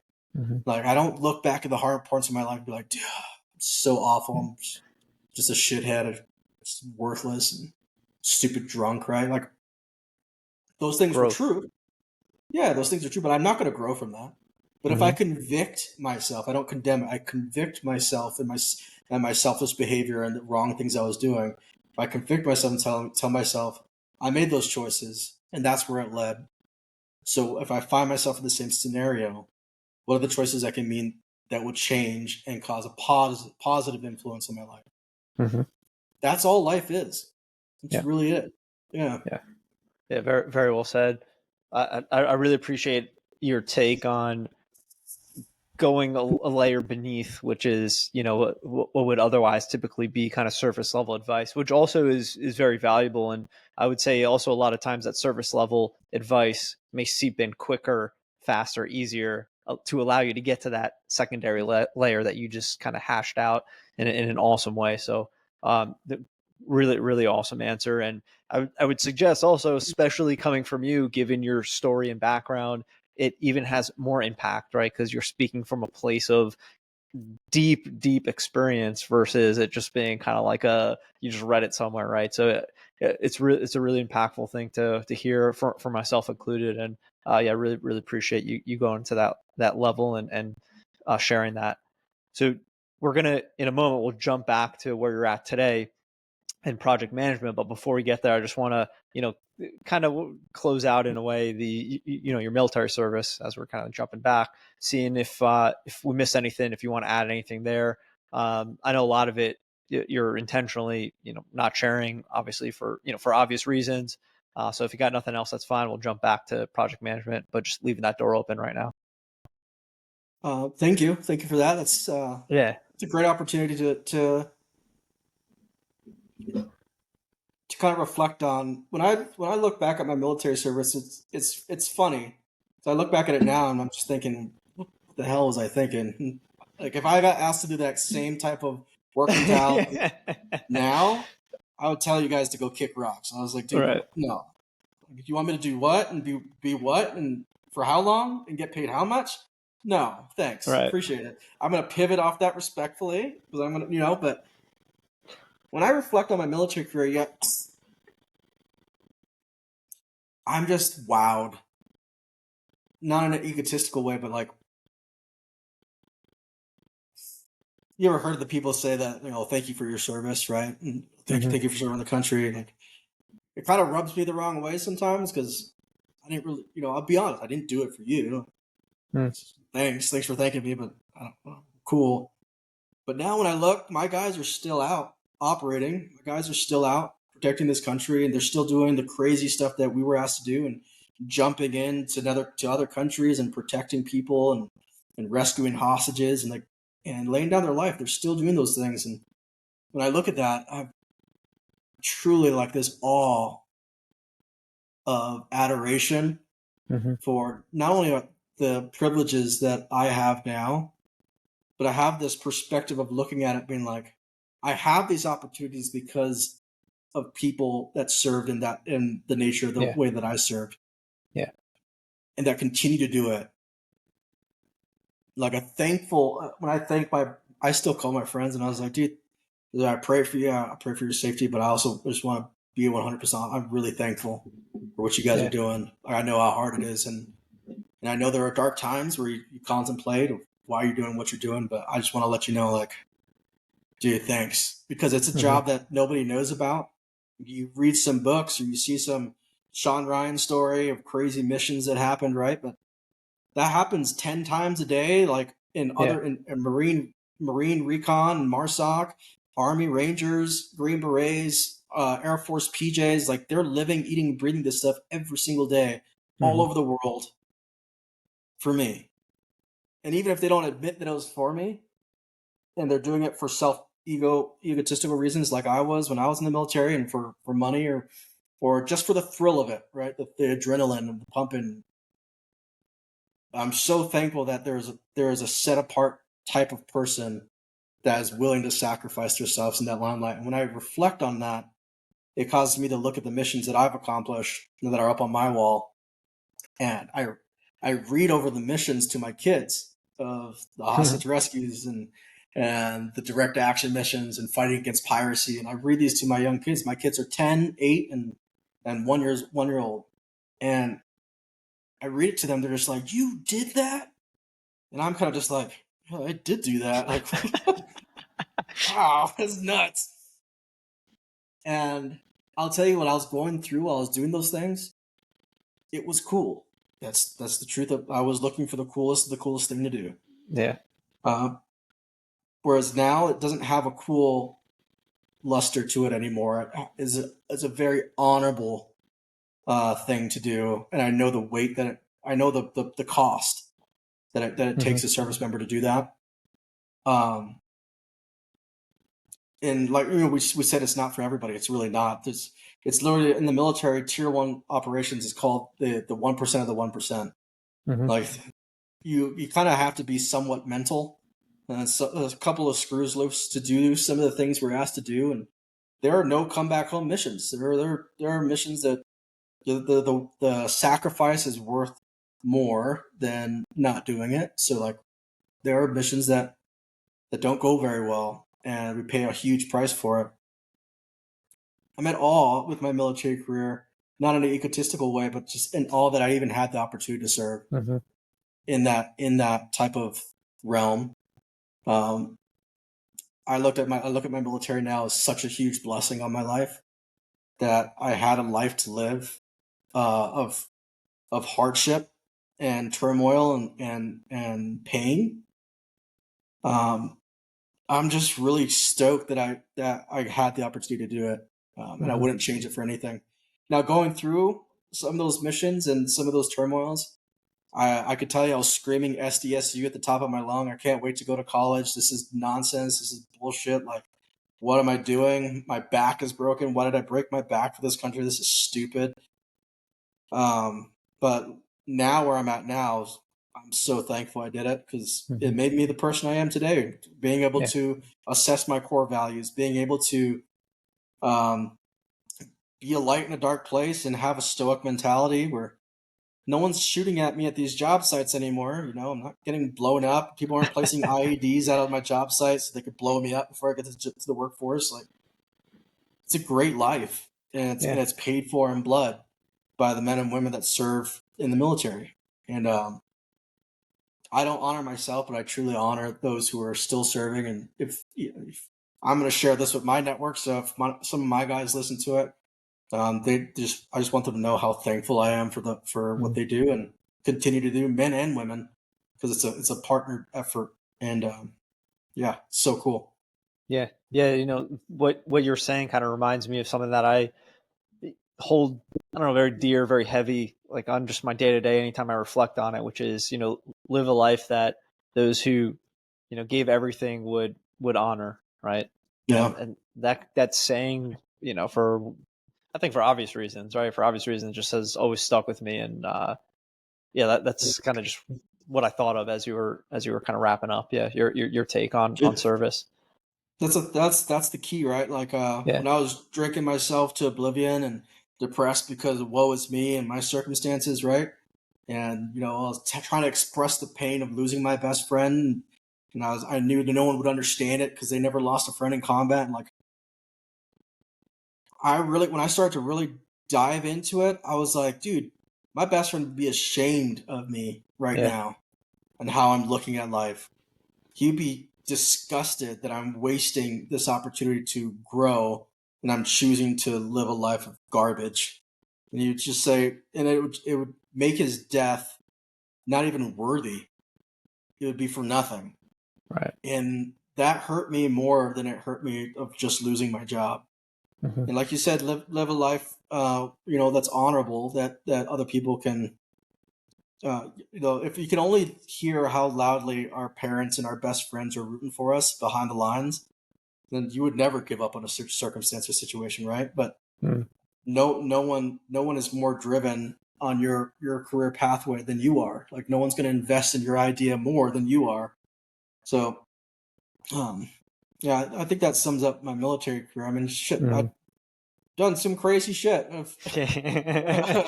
I've fallen out of helos. I've strapped bad guys to the back of jet skis. I've done some crazy stuff in my life, and I don't know how I'm still alive. Um, I'm really glad I am, but it's really hard for me to even draw those testimonies out into a public line field because, technically, legally, I can't. Yeah. Just there's Sure. Yep. and that makes that brings up another point. To guys in special operations that get out, um, write books and do the video games and do the movies, right? Like, there's a certain type of people just do that. I will say it comes with a set of consequences. Like, even being on podcast comes with a sense of consequences for the nature of what I did. Um, but I want to say this: if I was speaking to myself or speaking to another guy who's about to get medically retired from the military or even just transition out, like, um, your stories, as unique and as alone as you feel in those circumstances, aren't really unique, right? There are so many people going through the same type of tragedy and same type of hard turmoil that you're going through, that you feel like it's all about me, that no one understands my pain. Well, there's someone who knows your pain times 10. Mm-hmm. Right? There's someone who has no arms and no legs, can't see. Right. There's someone who's on their life bed who might not ever get out of the hospital. There's kids who are diagnosed with leukemia. There's parents that are losing their children. Life is hard, dude, and it's not unique to your circumstance. And the more you spend time in self pity Yeah. and self just degradation, like, if that's what you want to do, go for it. But I'm not going to feel sorry for you, Yeah. And I wish someone would tell me that to my face when I was a piece of garbage. Like, no one's going to feel sorry for you. Yeah. This country doesn't owe you anything. Nobody owes you anything. You chose to make the choices you made, and this is where you're at. So figure it out. Yeah. Um, And that kind of drew me through that three-natured analogy of giving first. Yeah. Is if this world doesn't owe me anything, then what good am I in this world? Well, I need to make a difference and give back to my community, or give back to a veteran organization, give a talk to an organization I can raise money for the SEAL Foundation. I need to give. And when you start giving, you break free. It's impossible to be depressed. Truly is. It's impossible to sit in a stage of depression and anxiety if you're out serving other people and making them feel good. There's that analogy. It's impossible to see a guy frowning on a jet ski going at 60 miles an hour in the water. Well, the same is true when like you give up your life and your sorrow and the pity and all the things that you should feel, because they're rightly so. Hard times are hard times. They suck. When you give all that up to uplift somebody else, even if it's, they don't know what you're going through. No one knows what I'm going through. But I take the time to consult with at least one guy a week. If they're trying to start a business, or they're struggling in construction, or even subs that are like trying to find another job. Like I know subs that are trying to hire that type of sub. Spend time giving to others. It makes you feel worthy. Like it makes you feel like my life is worth something because I can help people, right? And when you start feeling that way, you start realizing like this world is not as small as everybody thinks it is. The world is so big of opportunities and people you can help and reach and touch and feed the homeless. Like do a food bank and see the change that you put on someone's face of giving them a can of beans, the joy they have of that. It's impossible to make you feel worthless of your situation because you're no longer in the military. When someone's happy about a can of beans, like I felt so bad. I was giving him a can of beans. I was like, dude, let me buy you some food. Like, let me get you some steaks. Like it changes who you are and changes you for the better. So not to stem on the accolades of my military career, or touch base on cool stuff I did. I don't want any of that recognition. I just want to do a difference in guys who are still in, who are getting out. If they could hear these things, just to know like, dude, your life's going to be okay. It's actually going to be better than okay. And you're going to make more money than you've ever made in your entire life. And you're going to help companies and organizations that don't know what it's like to go through really, really, really hard times where life and death are on the line. They don't have that analogy, and it's not their responsibility to understand them, right? It's not their responsibility to know what it's like to hold a gun in their hand or someone else pointing a gun at you. But it is your responsibility to be stoic in nature and to help an organization grow from hard times and to show them other ways to be successful. That is your responsibility as a veteran getting out, and to do it with compassion, love, and courage. That is your call to duty. So, well said. Yeah. Really important advice for any veteran to take in, any service member transition in, regardless of stage period. I think it's something that any vet can kind of embrace and reflect on. So really appreciate you diving in there. Jumping back forward now to where I put a pin in the conversation, which is where you're at today, project management. You started to gloat on how awesome it is, which was great to hear. And I want you to repeat it because, military built environment is literally purpose of the show. So let's go back to that and move along accordingly. Well, did I say it was a great career choice? I totally regret that decision. And this is a horrible you said, yeah. Where I paused you was you wish you had stumbled upon project management initially. I'm just saying that jokingly. It's I know. It's one of the. It's the only job that I've been in since my separation from the military that I've ever fully felt like it is a culmination of all my life experiences in one. And I say that because being in development is such a unique niche, but it's such a crucial niche. It's the backbone of not only this country, but it's the backbone of civilization in general. Yeah, is to be a builder and to create. I think one of the most impressive things that humans can do is to create. Whether you're creating art, you're creating a house, you're creating a business, you're creating a social media page, you're creating a podcast. Your ability to create is one of the most precious gifts from God that people could have. And It's a shame that so many people choose not to create and just choose to follow, when they have so much more potential.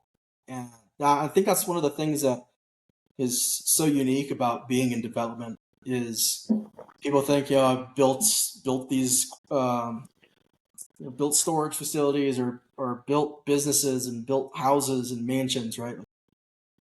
The destination or the completion of the project is never truly the goal.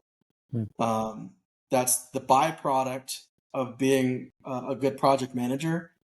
And the goal should definitely be in mind, especially when managing timelines and budget as well.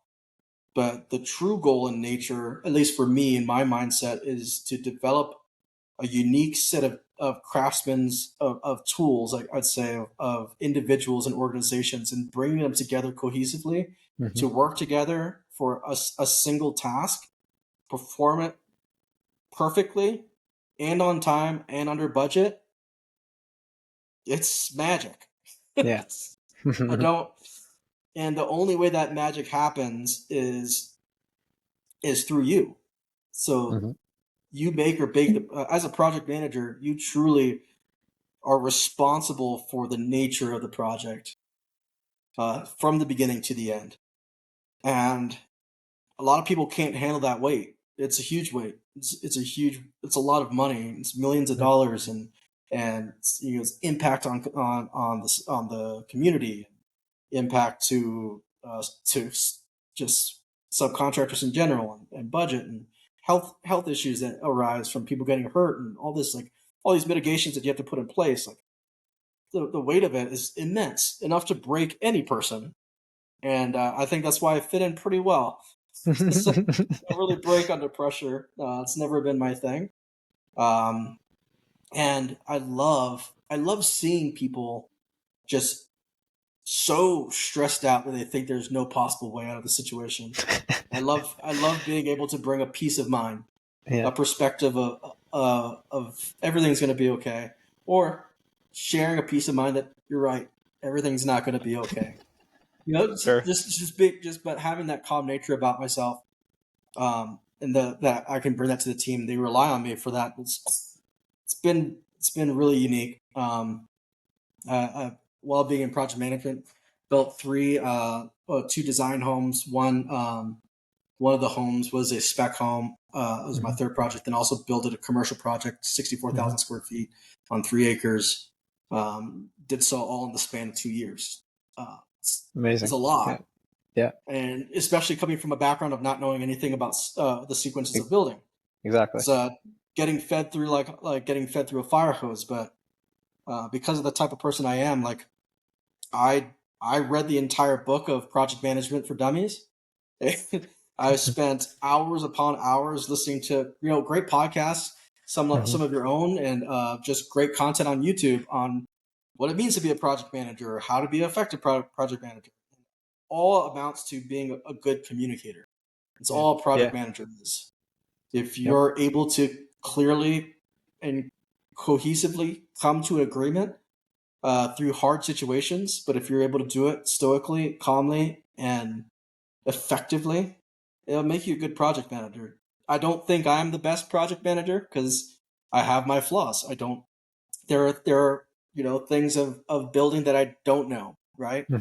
I don't know how some finishes are supposed to finish out, or how some things are supposed to be sequenced out within zoning and planning.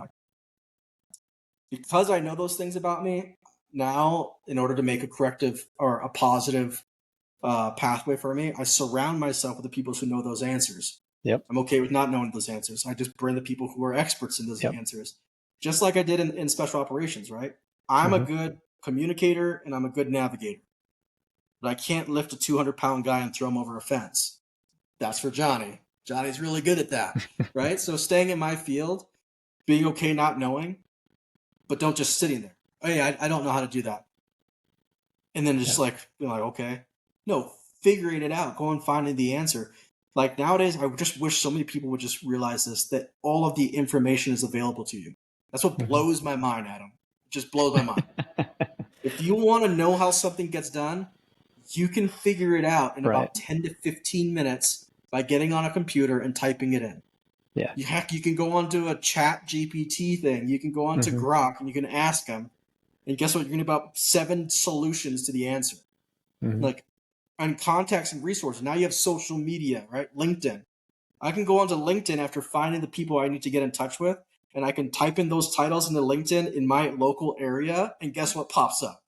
Yep. Those people. Yeah. If you want an answer to your solution, it's there. So many people just sit on not knowing and figuring out, like, well, I don't know, so what? Move on. It's like, dude, it blows my mind. Yeah, I mean, what you described to me, and in my own experience, that is literally the key, especially from the perspective or the role of a developer. I mean, that is the key of success, right? Is knowing you don't know everything, but also knowing that you can gather the resources so that you can know everything, so that you can progress toward the common goal and a successful project. So 100% with you and agree there. I want to now plug in. I mean, I think you've actually mentioned a dozen, but use this opportunity to really plug in translatable skills, military to built environment. Yeah. So number one is, I mean, the 3 core natures of being in special operations was on time, on target, never quit. Real easy accolades to speak of, but how did I bring that into development, right? So on time. Time management is, it blows my mind because people will have unrealistic, superseded time schedules built out in place that to sell themselves to look good. Yeah. Whereas I'm very honest and realistic, and I also know of contingencies. Like, that was the bread and butter of my background in special operations. Contingency. Plan A is not going to work. Plan B is not going to work. Plan C is going to go to shit. What's plan D? If you don't have those things in place, you need to build that into your schedule, right? If you're not going to make these timelines because of X, Y, and Z, you need to fluff out that timeline.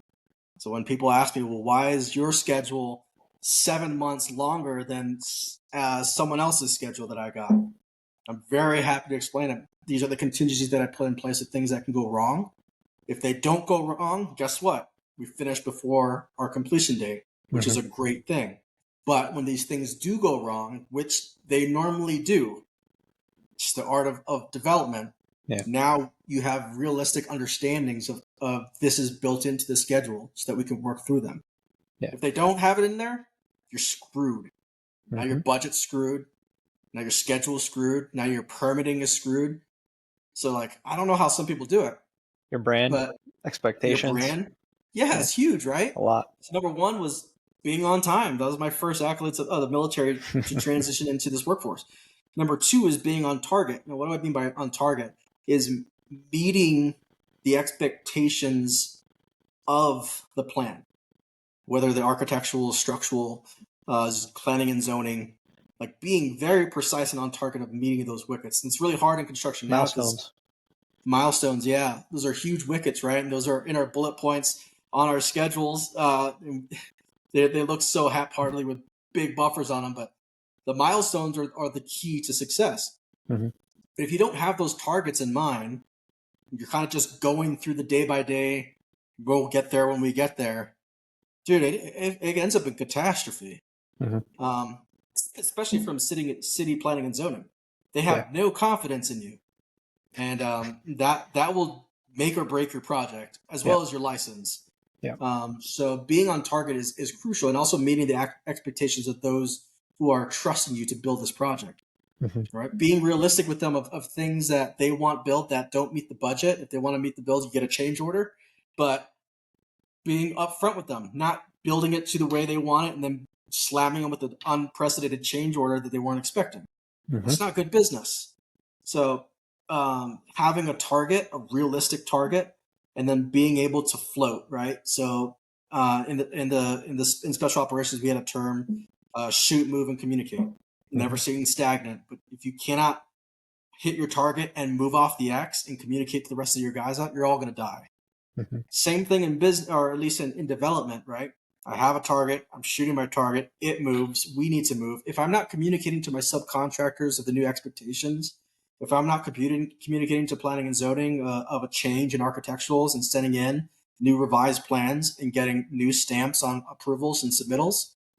Dude, by the time we come to inspection, it's all a failure. You're getting red tagged and the project's going to go under, right? So being on time, being on target. And number 3, it's never going to work out. There's things that are going to come up that you would not believe. I'm so surprised. That's one of the things like people say you love this about your job. It's like, it's one of the things I really enjoy about my job. I love about my job is I am surprised every week, at least once a week. I'm like, what happened? Yeah, A water exactly. a water main broke where? In all the finished drywall, we have a main water break throughout the entire house. Wow. Who would have thunk, right? Like, you're kidding me. I'm constantly surprised. Yeah. And it causes me to constantly be poised and ready to execute. And it constantly leads myself to drive my teams to know that we can't give up. The house is going to get built. This commercial project's going to get finished. Whether it's we or us as a team that do it, or someone else is going to take over this project. I personally would like us seeing to completion. So let's come to the table. Let's figure this out. I get it. You don't like the electrician. The electrician doesn't like the plumber. The plumber doesn't like the drywaller. I get you guys all hate each other. But we're in a business to make money. So if I have to schedule you guys apart, I need to know these things. You don't work with Garrett? Great. I'll schedule them for the week after you're done with your project. Or guess what? I'm not going to hire you for the next project. I'm going to get a new electrician that works well with my drywaller because I want to build a cohesive team that can get through things. But so a lot of my military core values have translated over into a segment of just being a really good communicator. You know, growing up as a new guy, like when I first got into development, it's been interesting. Every time I've gotten into a new career choice, whether it's been sales, security, now project management, right? I kind of take that 1 year probation. Like I keep my mouth shut.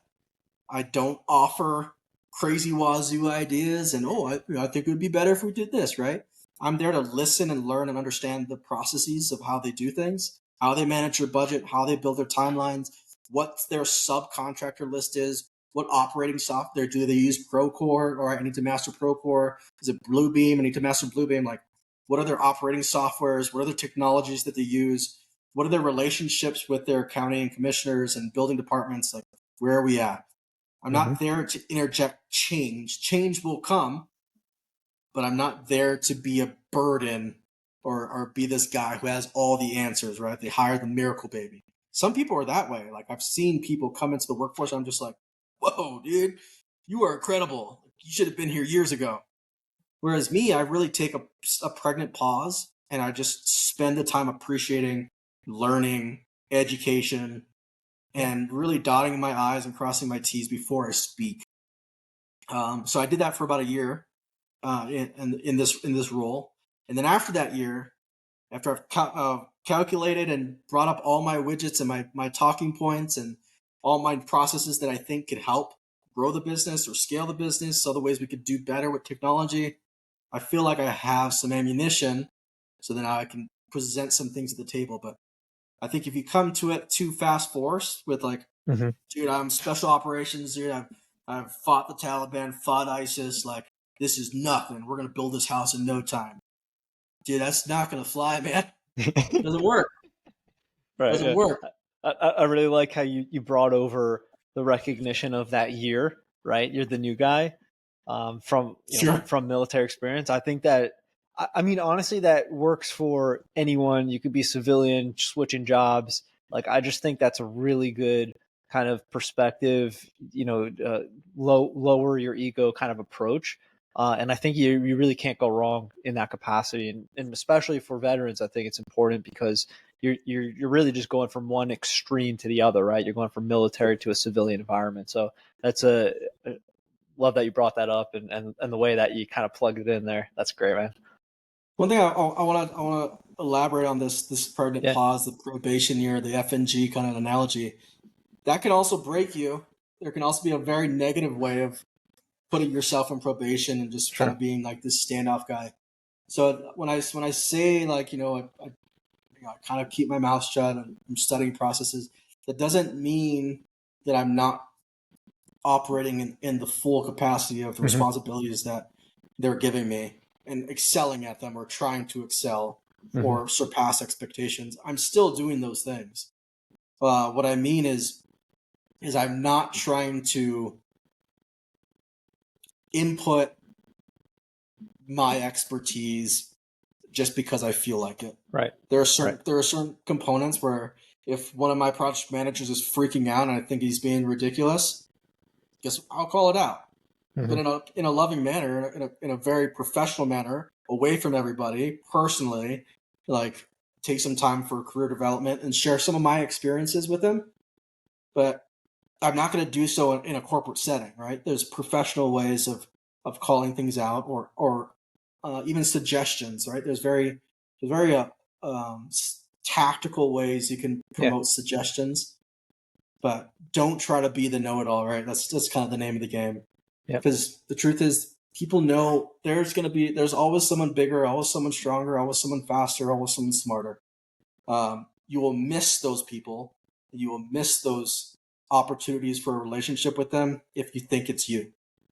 So, yeah, well said, man. Well said. Before we close out and get to the last two questions, anything I missed or anything you want to add? You have a great hairdo, beautiful suit. I mean, your hairdo caps it all. So I appreciate yours as well, man. Thank you. Your office looks like it smells of rich mahogany. Exactly. I just nothing to segue on myself, but just want to just really thank you for this, just great time together, sharing lifelike experiences, and you have a wonderful platform, and I just want to just take the time to recognize you for what you're doing. I mean, it's so needed to hear the voices of other veterans and other perspectives, and I just love how just patient you are on your podcast with other people. It's really refreshing to it really shows accolades to who you are, building other people up, and you're giving first. You're giving veterans an opportunity to speak, and you're highlighting them. That's a very honorable and really cool thing that you're doing. So, thank you for what you're doing. Continue to do it, regardless if it's going where you want it or not. Just please keep doing this because it's one of the greatest things. And when I got asked to be on your show, I was blown away. I was like, dude, this is so cool. So thank you. That's awesome, man. Thank you. I appreciate really that kind of feedback that I hear so often is what fuels me to keep moving forward with the show and the mission. So I really appreciate you saying that and noting that we certainly hold two similar values. One, obviously, of course, being family. The second is appreciating veterans. So it's really cool to see that overlap.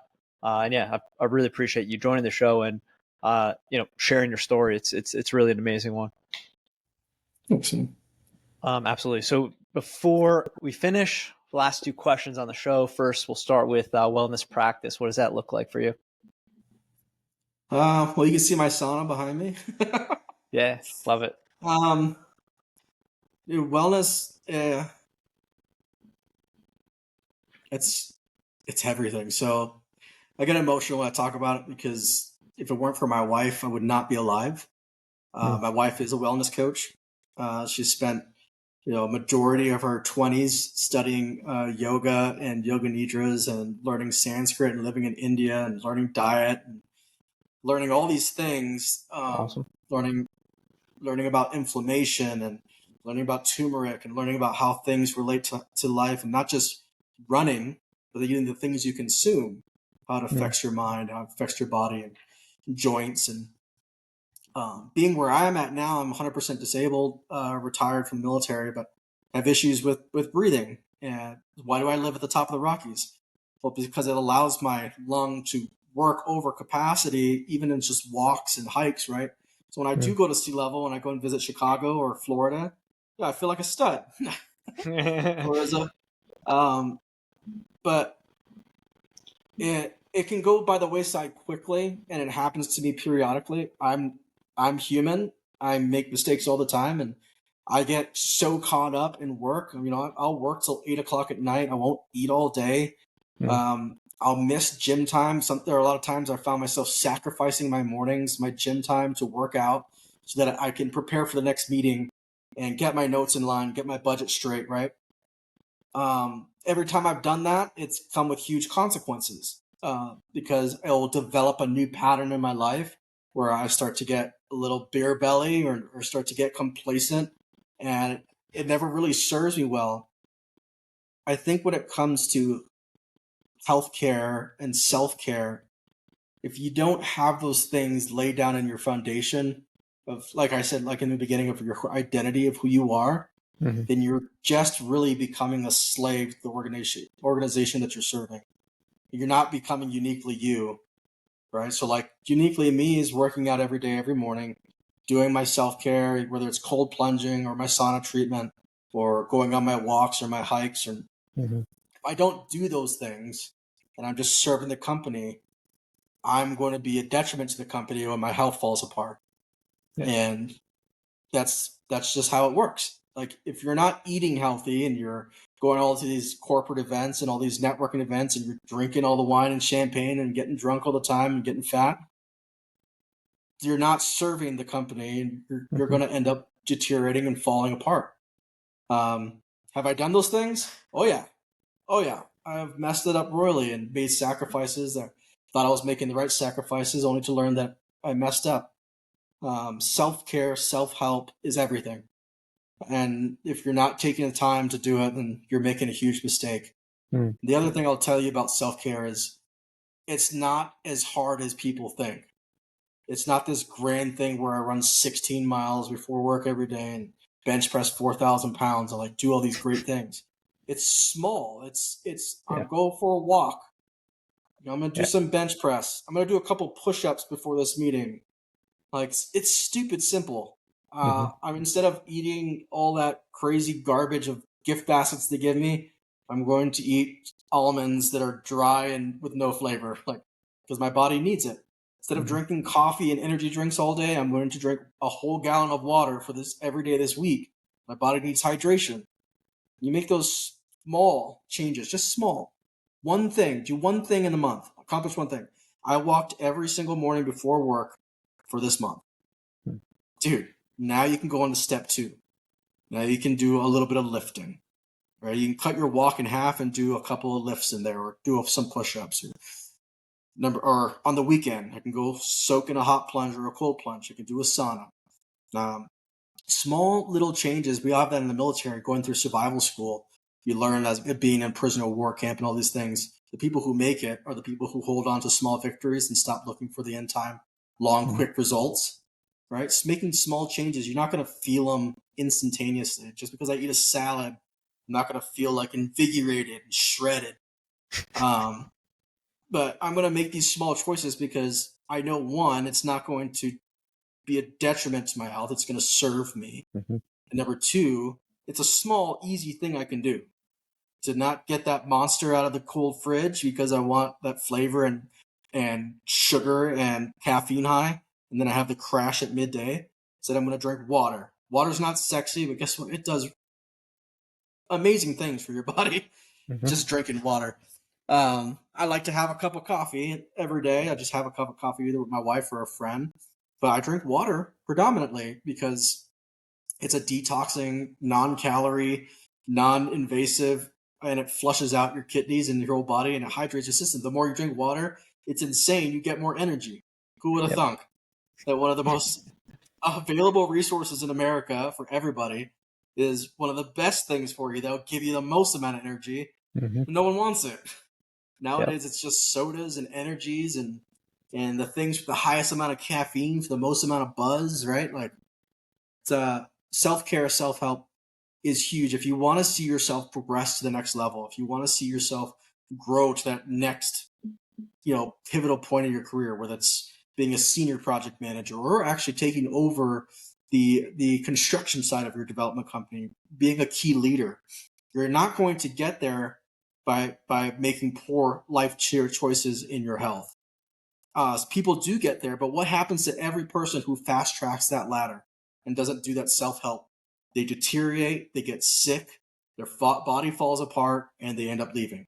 every single time. And that person who makes the small choices, the correct choices in health, always end up in a very, very advantageous point in their career where people are gravitated towards. And let me tell you, when you make good choices in your life, guess what happens to other people around you?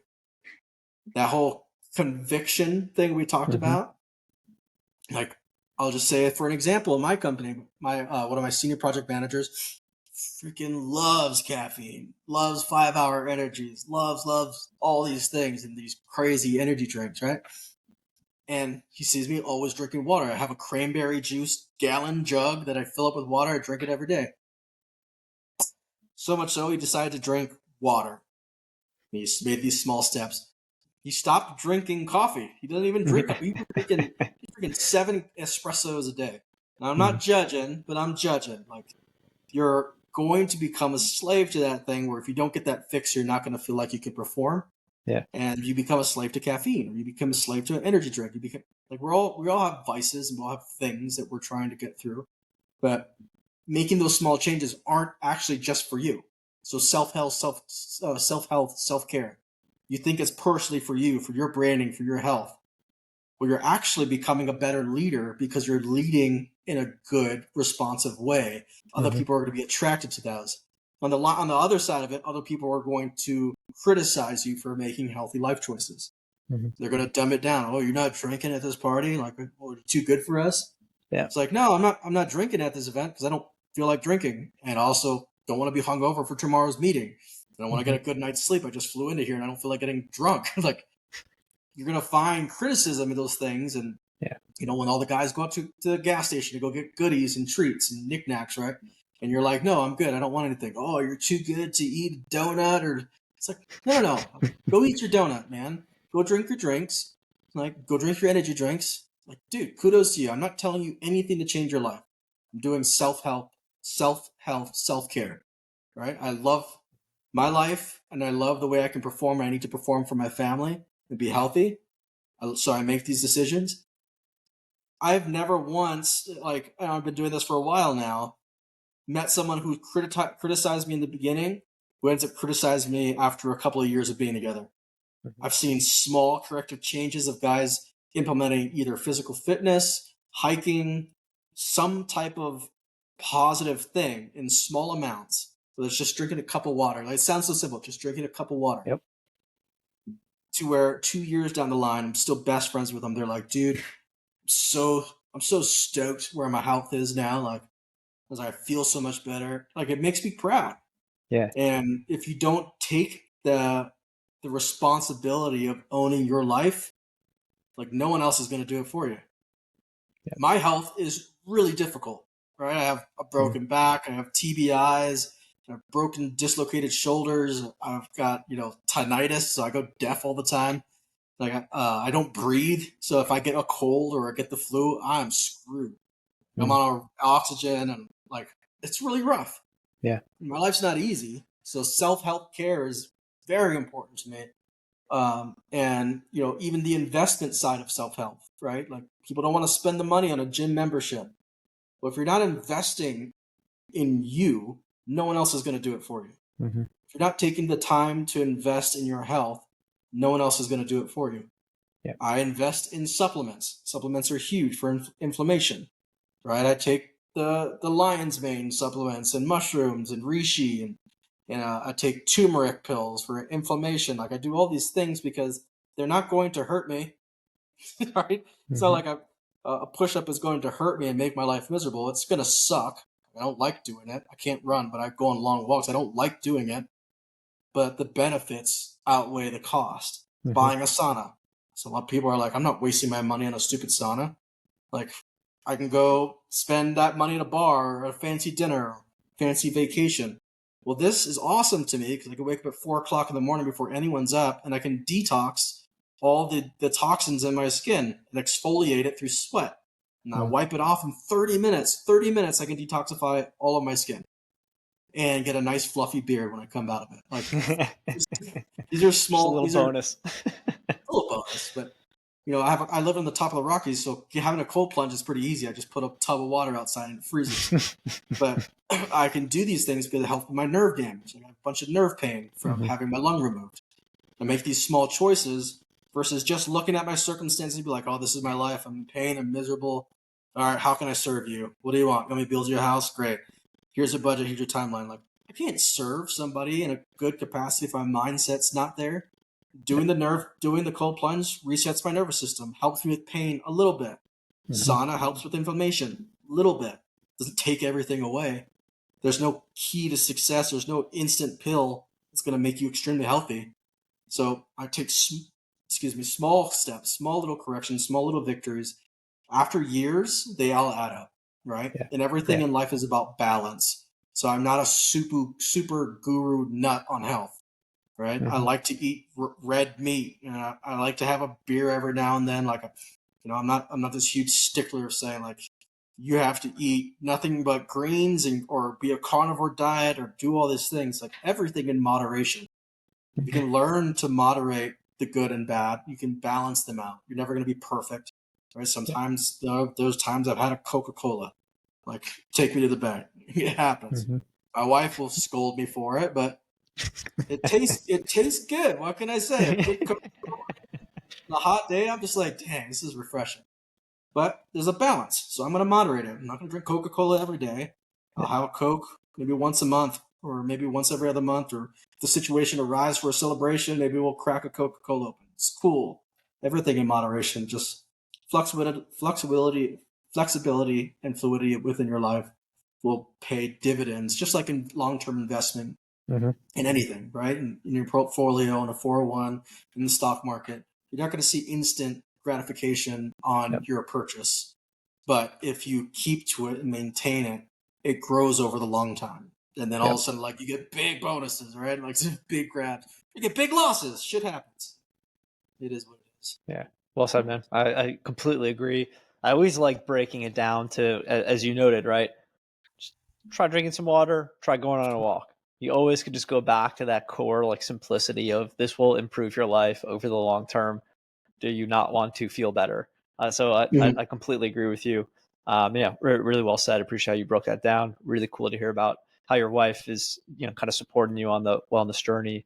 Generally speaking, that's really neat and important to have, right, as a partner for sure. Closing out, last question. Any book or books you'd like to recommend to the audience? Books. Yeah. It's funny, being dumb-headed and hard-headed as I was in the special operations team, I didn't read much. Like I'm not really attracted to reading. I don't sit down next to a fireplace and just open up a good book, and never really gravitated towards books or self-help books. I didn't feel like it was going to do anything for me. That all changed with one book. Because one book changed my perspective on reading in general.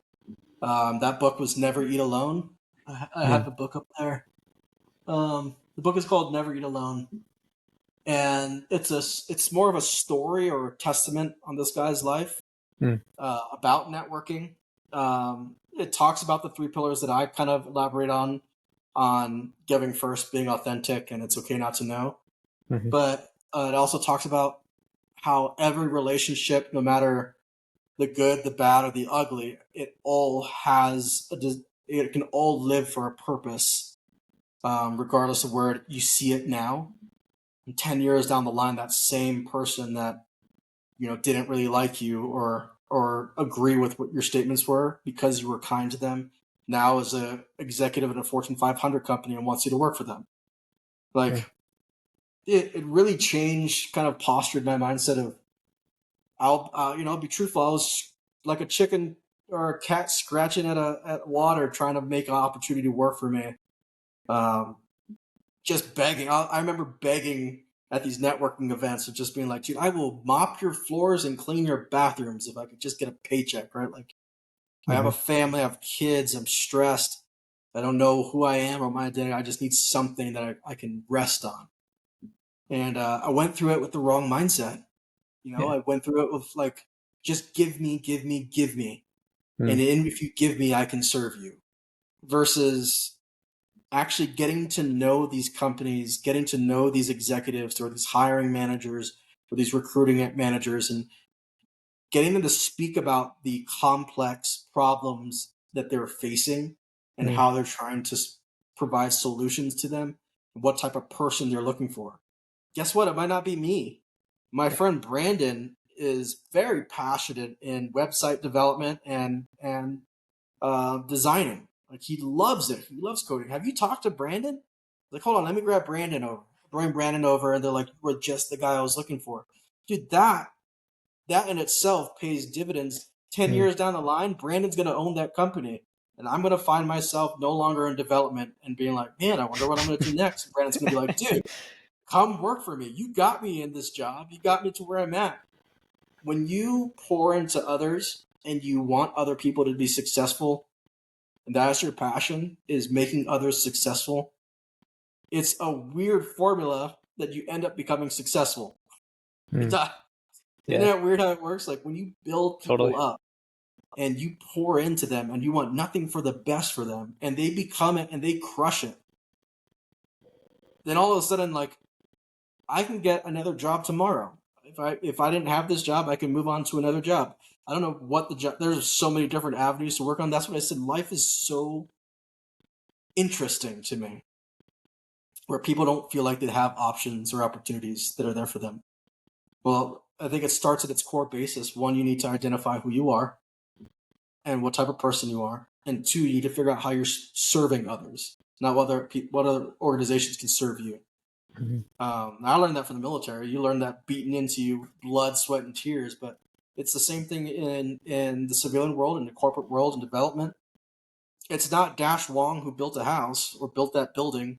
It's the subcontractors, it's the framers, it's the metal fabricators, it's the plumbers, the electricians. It's like, I did this and typed on my computer a schedule and managed, and I got on the phone call for 6 hours a day trying to deal with all the problems of getting people to work together. So that's all. I didn't put my hands on an LVL and raise it onto a roof and bolt it in. I didn't do it. When I highlight my team and the people that I rely on, the people I trust, when I highlight my framers, when I highlight my drywallers, I've got the best drywaller. I refer them out to other companies. Not a good tactic all the time because then it ruins you for scheduling, but darn right I'm going to speak highly about my guys. I love them. When you do that, dude, these guys want to work for you. They want to be on your job site. They want to serve you because they know they can trust you. And two, they just love being around you. Like, dude, you make me feel good. Dude, you make me feel good. Right? So, like, I always give first. That's one of my things. I always bring food on Fridays. Fridays are Aloha Fridays for me. And I bring in the breakfast burritos, or I bring in the pizza, right? I bring in some food for these guys, bring in some chicken, just highlight their accolades so you're crushing it. Or, hey, you're doing really good, but we're behind schedule. Like, what can we do? What are we doing here? Like, what are the problems we're facing? How do we fix it? I need to get back on schedule. So I'm gonna have to overlay an overlap on some of the subs on site. It's gonna get crammed here. There's gonna be no parking. You guys understand what I'm saying? Yes, we understand. All right, good. These are the things we gotta finish this. We can do this. I believe in you guys. You guys are awesome. Like, I never thought, I didn't know that existed as a job. I didn't know that this title actually existed, right? But it does. And that's called project management. And from it, like, wherever it goes, it goes. But I've truly liked this niche that I'm in. Will I be in it forever? I don't know. This valley that I live in Aspen Valley, is pretty unique. There are a lot of builders, a lot of companies, and a lot of subcontractors, and a lot of money. And building is the backbone of this valley. You get priced out like that. Competition's, very cutthroat and very fast paced here. And maybe I'll eventually get to a point in my life where I've done all that I can do. I've mentored all the people I can mentor, and I've built all the houses I can build that I can actually stomach. Maybe I need to pivot to something else. And in that limelight, I just hope that I leave behind a legacy to all the guys that I've mentored, or all the guys that have mentored me, spent time with me, that they know Dash as the guy that was trustworthy, that was honest, that was fun to be around, that was stoic and calm no matter what happened. So that when I do pivot into another choice or another career, it's met with like good accolades and prestige, and that's all I can ask for. Yeah, well said, The man. book Never Eat Alone. It was the only book I read when I was networking and transitioning out of the military. I've read a few other books down the line through audiobooks. I don't like turning pages. I'm always traveling, always driving. So audiobooks, I have kind of a opposite kind of mindset, and I don't know if this is going to feed into what you were talking about, but self-help books only go so far for me. Like, there comes a point where that person has to start making changes. No book's going to make it for them. No TED Talk, no podcast is going to change your life and just make you this better person, right? It's one thing to know the tools, is another to use it. Yep. So there are certain times and points in my life where I'm looking for motivation, or I'm looking to be inspired, right? And I'll visit those topics, but I don't live on them. I don't live my life for a book or a type of mentality or David Goggins podcast or Joe Rogan all the time. Like, I like little bits and pieces of it, but I like to apply things that I've learned, see if they work, change them. For me, that's been a lot more helpful. And I just say that with patience and reluctancy of social media. I hype on it a bunch, but it needs to be said. There are high value people out there with a lot of followers and a lot of insight and a lot of advice. And advice is very cheap. I'll say that over and over again to a lot of people that I mentor and a lot of people that mentor me.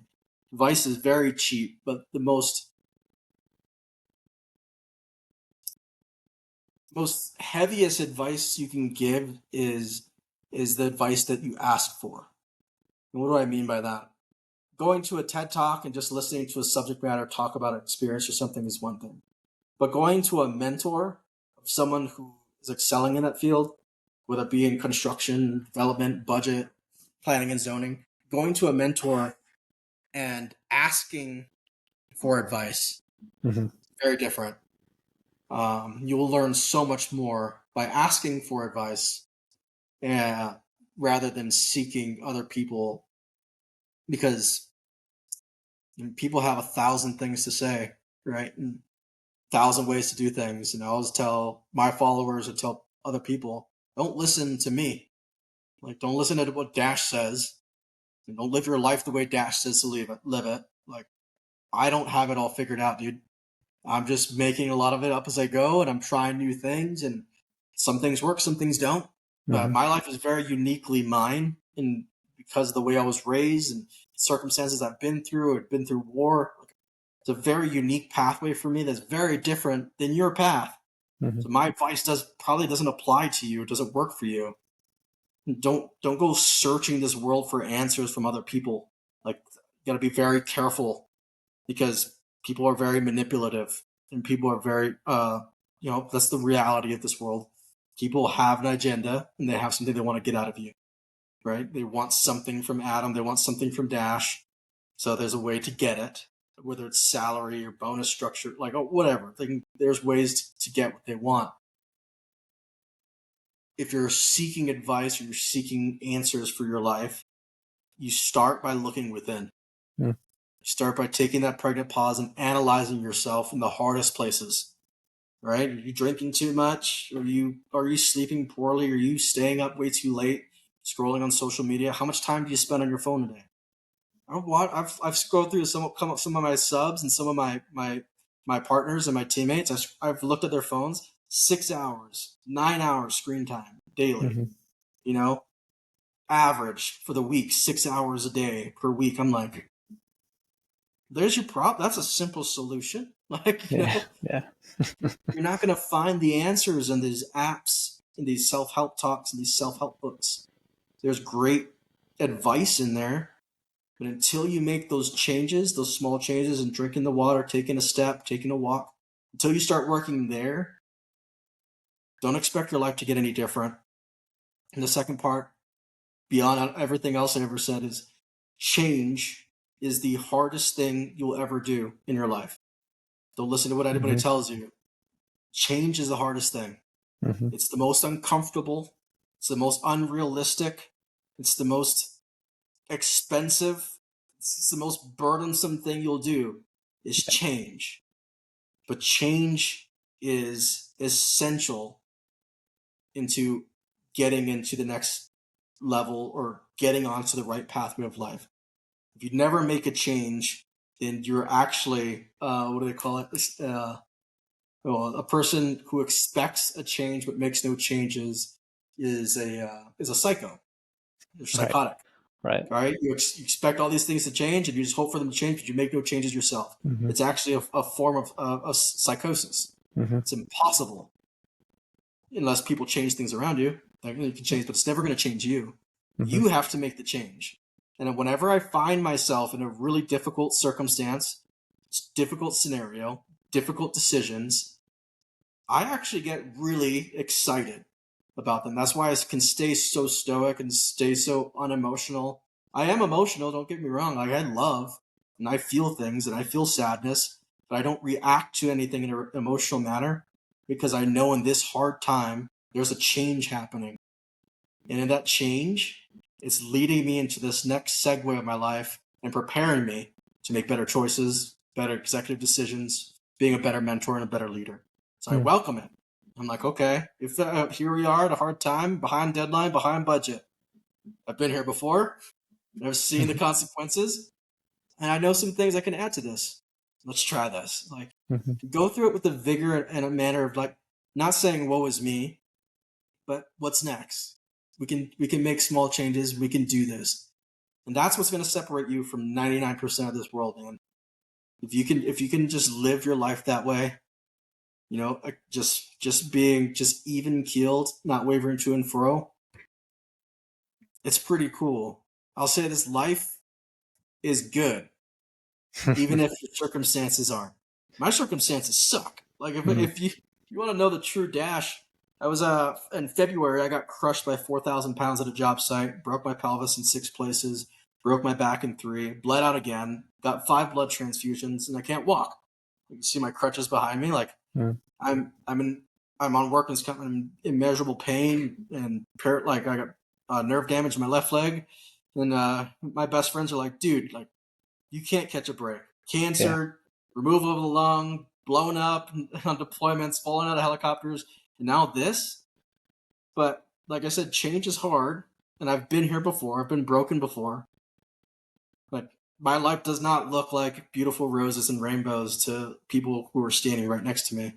But my senior project manager here at Aspen DevCo, I just talked to him the other day or last week, and he was telling me, this kind of brought tears to my eyes, but he was just like, I know that you are, like, horribly in pain, but yet you still bring joy whenever you're around me.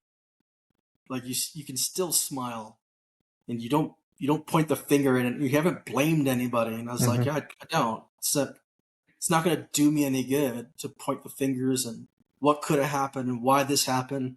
It doesn't point me in the right direction and pivot my life to where I want it to go. Or if I do all those things, it's going to make me an egotistical asshole.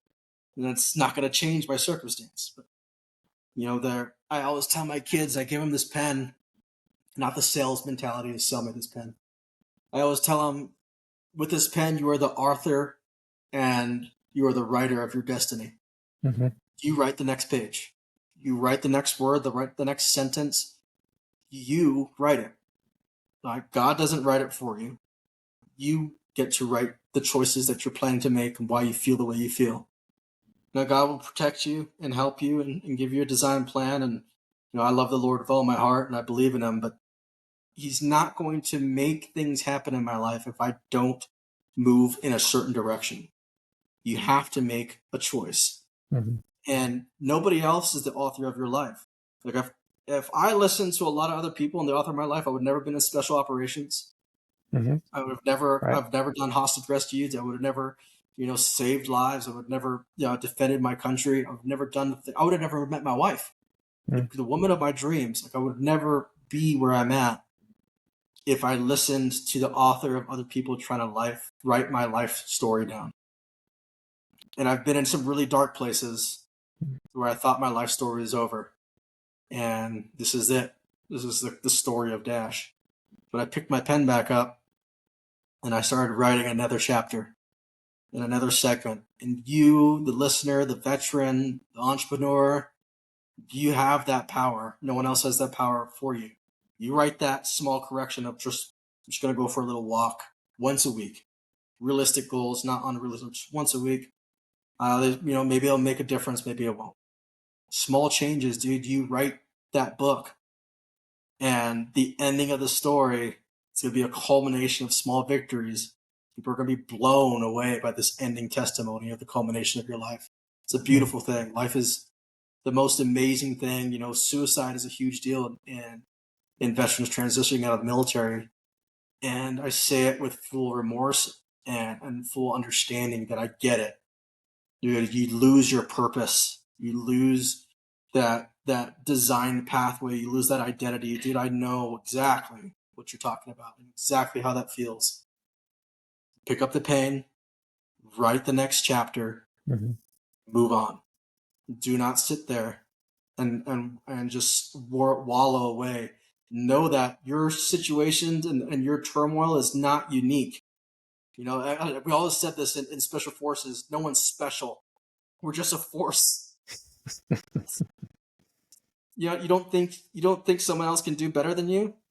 They sure can, and they have. It's historical. You don't think someone's been in a worse situation than you?